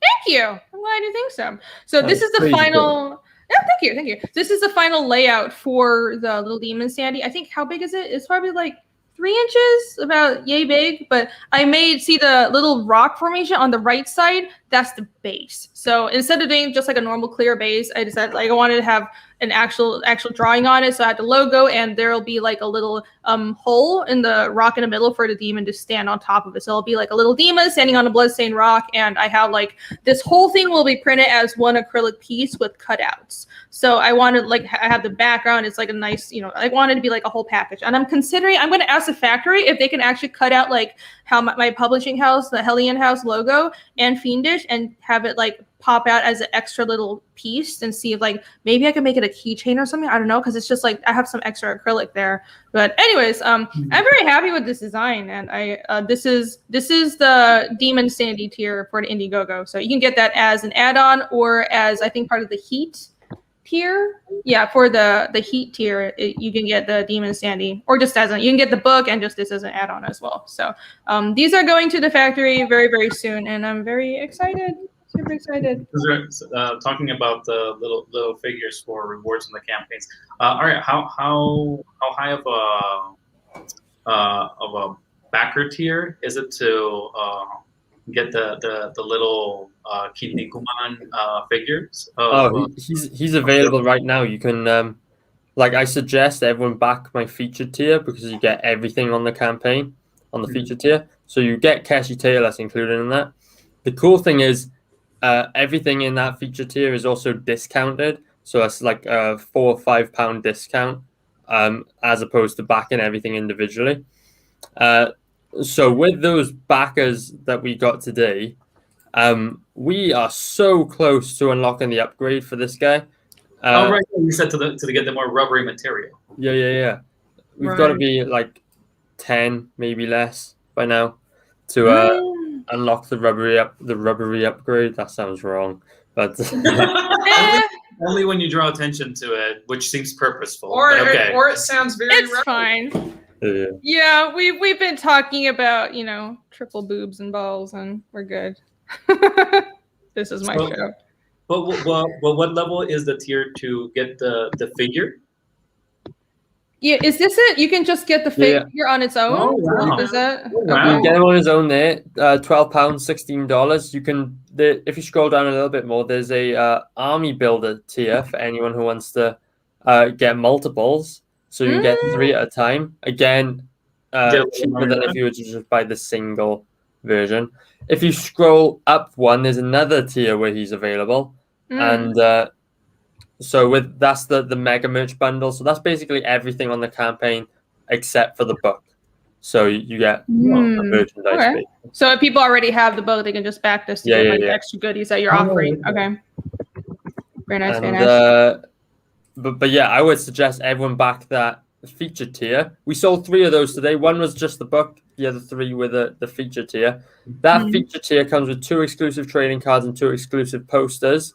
Remember, it's a massive discount. On top of that, we're running the whole campaign through Critical Blast, so super cheap postage to the United States from the UK. Right. We compared it to another big CG UK book, and it is $8 or $9 cheaper than that other book that was the same weight. That's pretty good. That adds up. No, yeah, just a figure. I was like, I'm surprised that it's actually that accessible. Most of the time when I see a campaign create a whole little toy, it tends to be a lot more expensive. Yeah.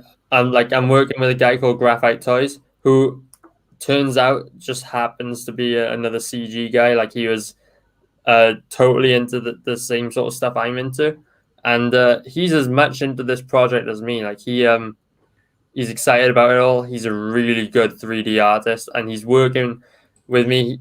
Like, got me a brilliant rate for these figures. They're affordable, an easy way for me to get into the action figure side of things. Low risk, but it paid off. I was so glad it paid off because it is risky doing an action figure on your first campaign. It worked. Like I said, almost at 50 pieces. We cleared the startup cost long ago, so it's only up now from here. Sweet. Yeah. Well, congrats on that. Thank you. It reminds me of the group of guys that we met again in Heroes. Do you remember Battle Babies and like the whole in Heroes and all the guys so it's like a lot of them had.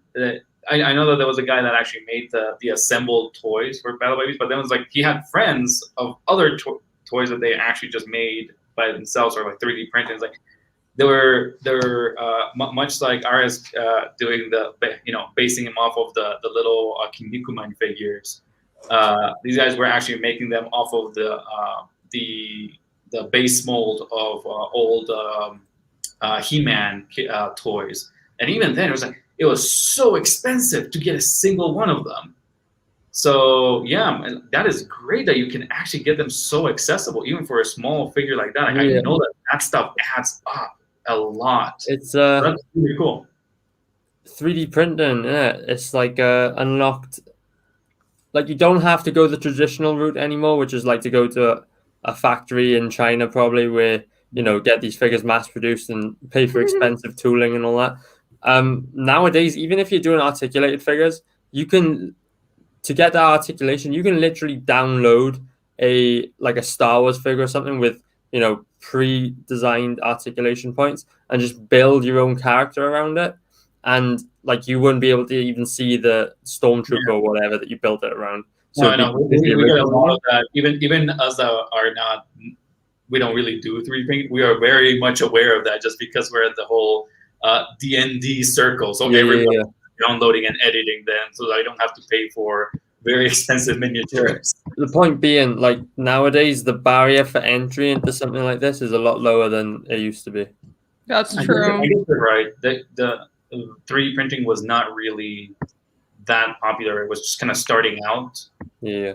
Back when we met the guys from Battle Babies, so it really was super hard to get those figures. I really liked them, and one of them had the head of a fly, so I love that.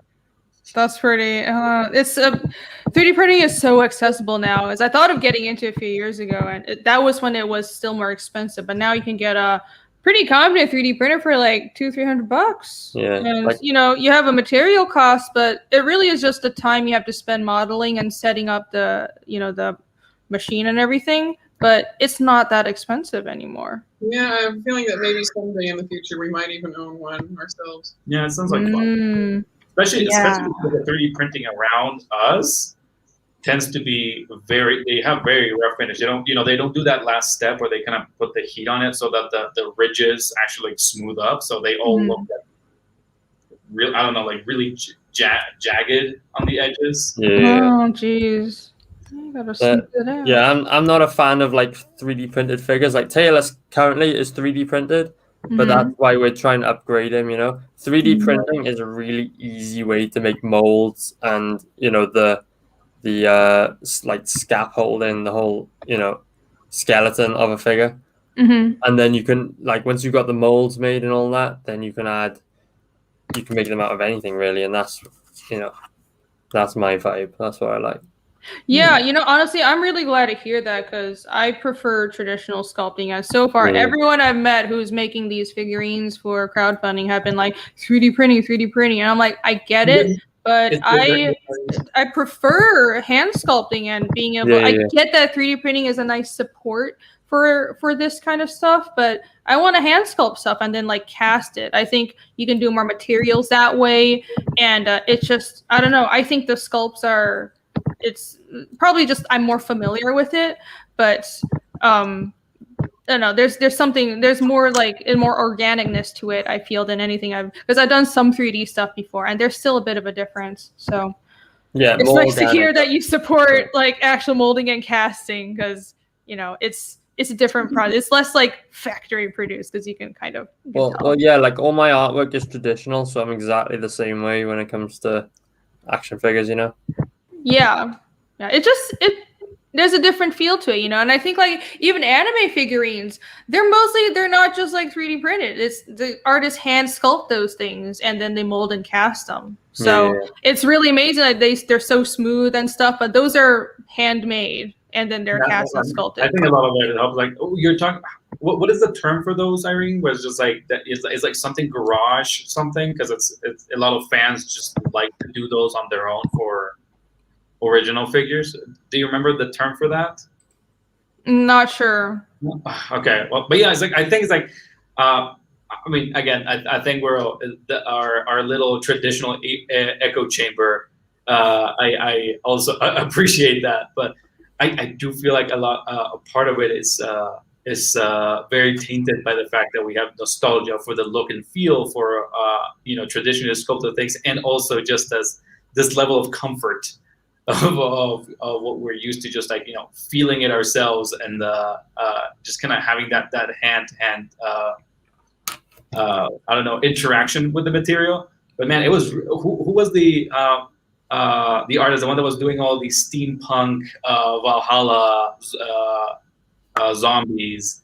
It was really hard to argue with him because he had some kick-ass figures too when he was showing them off. Yeah, it was on your stream a few weeks ago. Do you guys remember? Oh yeah. Jason? I think he did Hammer. Yeah, that sounds right. Yeah. Yeah, Oh, God. he's a traditional sculpture guy. Yeah, there's more of like just a touch of it. I like to hand sculpt it. And if you want to scan it in and then 3D, I don't care. I just want to hand sculpt things. So I don't know. It's probably just a comfort thing. You're right. Tokome says mold injection is honestly super easy to do at home too. Yes, there are all kinds of kits now where you can mix up your own resin, UV resin, or even rubber.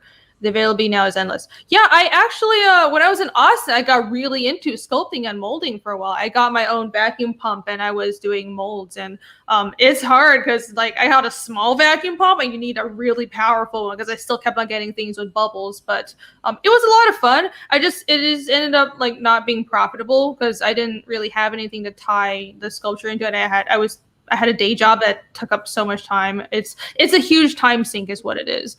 But I love doing that kind of stuff. There's something special about like traditionally hand sculpting and casting stuff, by hand. I think there's the 3D printing stuff is, I don't know, I want to dabble in that as well, but they both have their strengths, like doing traditional casting and also 3D printing. But both are pretty accessible now. I'd say you don't need a huge factory to do them. Like I bought the setup at home for like, I think like the vacuum pump was what, $100 to $200, and what is expensive is like resin is kind of pricey, but I don't know, and silicone as well. But it's not that bad. It's not that bad. Mm-hmm. All things are very accessible, which is great for creative people. Let's see. Maybe human 3D printers, at least the commercial ones in the market, are still very primitive. The plastic sucks and the printing process is hit and miss and slow. I don't know. I haven't owned, I've seen, the ones I've seen from other people seem pretty good, but I don't own one, so I wouldn't know. I've heard they're a lot better now than even like a couple of years ago. The technology is advancing really, really fast. For me, it's just most of my experience of looking at people doing 3D printing. Again, it's from D&D, and most of the time I just they look really rough. Mm-hmm. And I feel like most of the time it's just salvaged by the fact that miniature collectors tend to be obsessive enough to sandpaper it and just smooth it over by hand, and then cover up that stuff with painting. But when you actually look at them up close, it looks very rough on detail. Well, that's just the people producing them don't put any care into it. It's like it's just a machine. Maybe. It's not going to be perfect. You have to like touch it up afterwards, Like even for molding and casting, it's not going to be perfect. You have to like sand things and like every single one. There's a level of care with that, but it's just like the amount of just edges all over the figures. It's always just so bad that I tend to just assume that 3D printing is at least the easily accessible stuff is just not gonna come out that well. Part of what I was also surprising are the Aria's figures. Like these, the previews that we're seeing here on the Kickstarter, they look really nice and smooth. Mm-hmm. Yeah, they are. Yeah. Yeah, these come out really well. So Like if you got a magnifying glass out, you would see the printing lines, but they are so good quality. Like even we have that picture that we zoom in. It's like they look nice. They look like a proper little toy. Which again is not the quality that I'm seeing around here when I go to printing stores. Like they have examples, and I've seen people that print them out. Like they do not look this good. Yeah, all the credit for that goes to my guy Graphite Toys, who like he's a professional in his own right. He's got his website where he does his own figures, you know. So I might have to talk to this person. I have some ideas for dice. I was just thinking the same thing. It's just like I might need that contact as well. Everyone I do streams with now is asking me to put them in touch, you know. We'll talk. Okay. You're gonna have to start putting what is it, like an agency. Yeah, everyone likes the guy who does my action figures, and everyone likes the guy who does the voice of my trailers. So, I need to start charging people agent fees. You should, yeah. Well, I don't know. I'm going to see how this Demon Standees turn out. I'm going for a printer in Taiwan. And if they look good, I'm going to be recommending them to people. I mean, you know, it's just about like pooling resources. I don't like kind of, I've been in artist circles where everybody is really cagey about where they got stuff done. And it's like, yeah, in like illustration, a lot of convention circles and groups I was, people would like they would be really secretive about where they produce their stuff. And I'm like, that's so stupid. Your work should speak for itself. Like share, because like the people who are producing this stuff, doing the prints and they're doing the, you know, manufacturing the products, they're artists too. They need work. So it's so weird that it's such a petty thing to do. I guess I'm assuming that this is kind of like around like Artist Alley or something for the printing that they're getting done. Artist Alley?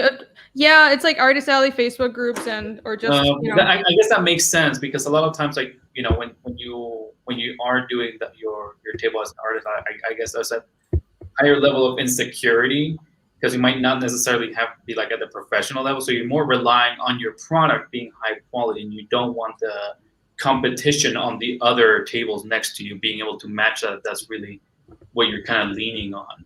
Yeah, it's still lame. No, I know the reason. It doesn't mean I don't. When you mentioned it, I was just like, professional comic artists doing this? This sounds weird. I didn't say it's professional comic artists. No, I get that. That's why. It's like I assumed as much. And I was like, oh, okay, no, it's Artist Alley people. That makes sense as to why they're doing that. Okay. Yeah. Let me play your trailer because let me reshare. Oh, yeah, I haven't seen it. I just assumed that I missed it out while it was out or something. No, I haven't played it yet. This stream's been a mess, but what's new? All right, let's go. Tell me if you can hear this. Yeah.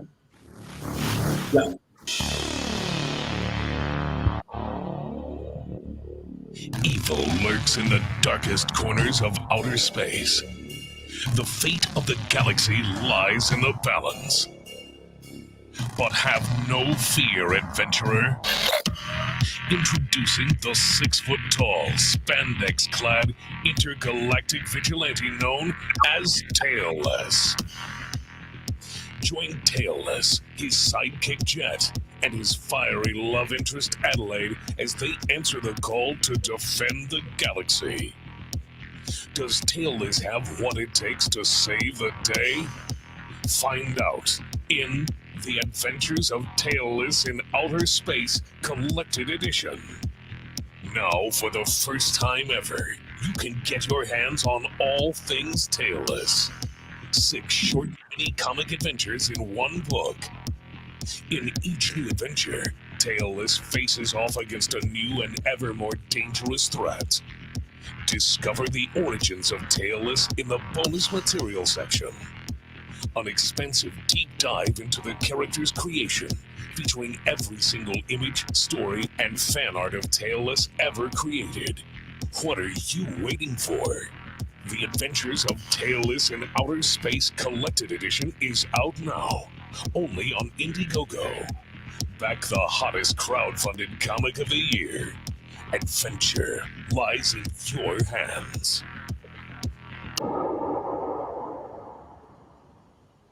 Yeah, I can see what you're talking Woo! about. The voice actor, that's fun. It makes me think of Martian Mice from Mars. I love that. That was good voice. That was a good trailer too. Very retro feeling. Fun. Yes, you really see the retro influences, like Image and retro comics, and like I feel like the facial design. Also, I can see the Sunday strip kind of aesthetic still carrying through. But I like that it sets it apart. I was honestly assuming when you mentioned that you're taking away the holster that he was no longer going to have the ray gun, and I was just thinking. Oh, no. I think when you were saying, so I was like, yeah, you know, I'll just draw what it's fun. Like, I was staying quiet. I was like, ray guns are fun. But this is like ray gun. He just doesn't have any holster to put it in. okay. It's just perpetually in his hand. Tokome says, yeah, pretty much.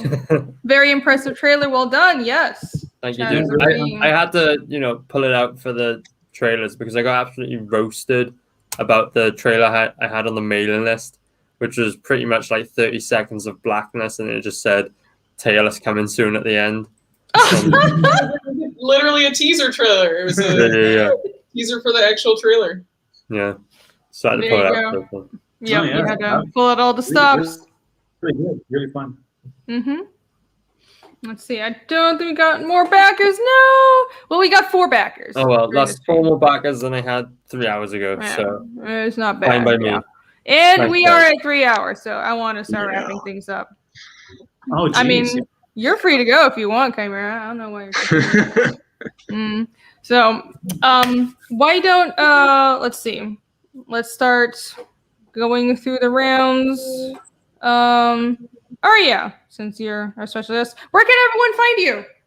Right. So you can find me absolutely everywhere on social media. Instagram, Twitter, YouTube. Just search for @Aria_Blackness. It's the same Twitter handle. It's the same internet handle. Absolutely everywhere. @Aria_Blackness. Cool. And AC and Nick? You can find me at AC Zamudio on Twitter and Instagram. Same thing for me. It's Ink Imp. Again on Instagram. And I honestly can be reached most easily than anything. It's on the professional email, which is imcontact@gmail. Cool. And yes, I have heard about an auction that EVS is doing. I'll look into that. Human Summit EVS. I met him on one of, I think it was Shane's stream. He's very nice. Yeah, he wanted to punch you in the face. That was a joke before he actually met me and you. I was That was actual. funny as hell. Disclaimer, YouTube. Nobody actually said they're going to punch anyone in the face. But yeah, I'll look into it. I think someone said that he's open to me being on his channel. I'm actually going to pull back on being on like other people's streams for a couple weeks because I'm so busy. But once I start fulfillment, I'm going to start doing more streams and promoting the book more. So I'm going to take a bit of a break just so I can get work done. But yeah, when the time comes, probably. Chimera, where can people find you? Yeah, Chimera the Hut on Twitter, and I actually own chimeracomics.com, so you'll find everything there. Blingo's Vengeful Ghost. You are currently in a morgue, chopped in half. Yeah, locked up in a drawer in a morgue. Yeah, first you were in my character's backpack, wrapped up in a bloody sack, and then we stuck you in a morgue and a mortician. You don't have arms, and your legs are also severed. So yeah, so you didn't have arms; those were chopped off before you died. But when you were killed by the Ugasol, it slashed you in half. So you're in 2 pieces in a morgue freezer. Yeah, fun stuff. I'll put Blingo's original artwork on my Instagram. I haven't touched my Instagram forever. I'll do it. Yeah, do it. Go check out AC's Instagram for more Blingo. You're gonna have to do a whole book, a crowdfunded book of just Blingo now because this is like a meme. It's gonna happen, or I'll just put Blingo in Fiendish. So. God, nice. You'll be I'm doing it. funny. Oh my god, that I would will. be really funny. That was like if Cass and Iskala Oh, just you mean are just like walking about, and just like in the background is just Alaric just like walking about with a half-dead goblin just hanging off of his backpack. Well, I let's can't see a even have cameo. my artwork in there. No, like if you put him just like in the background, I'd be like, hell yeah. Yeah, I'm not gonna put your. That's well, yeah. No, I mean, if you permit me. No. I was just gonna do a cameo, maybe. Maybe Oh, we'll yeah. see. Just for fun, that would be great. I should have all our Pathfinder characters cameo. So anyways, everyone, you can find me at Rini Draws. Also everywhere, Twitter, Instagram. Follow me on Instagram. I post all my stuff on Instagram, and also I have a Fiendish Instagram, fiendish.comic on Instagram as well. And also you can check out fiendishcomic.com for the preview and all the world building material, and of course Back Fiendish on Indiegogo. I am going to send the book to print next week, and we're going to start fulfillment a couple weeks after whenever I get that book. So we're getting very close to fulfillment and very excited. So follow me and check out Fiendish. Check out Tailless, Testament, and also come back next week. Every Wednesday I stream at 8 p.m. for hopefully not, it's been like 3-hour streams every time now. So I guess that's just a tradition, but every Wednesday, 8 p.m. Last time it was like 4 hours. Yeah, I'm trying to keep it like at least I want it. 3 hours is okay. I'm not gonna do 4 hours again. Next week we're gonna have Detonator, which is Nick's book. Nick and his writer James. So that's gonna be very exciting. So come back and join us next week, and have a great night, everyone. Bye. See Hey, you. everybody. Bye, folks.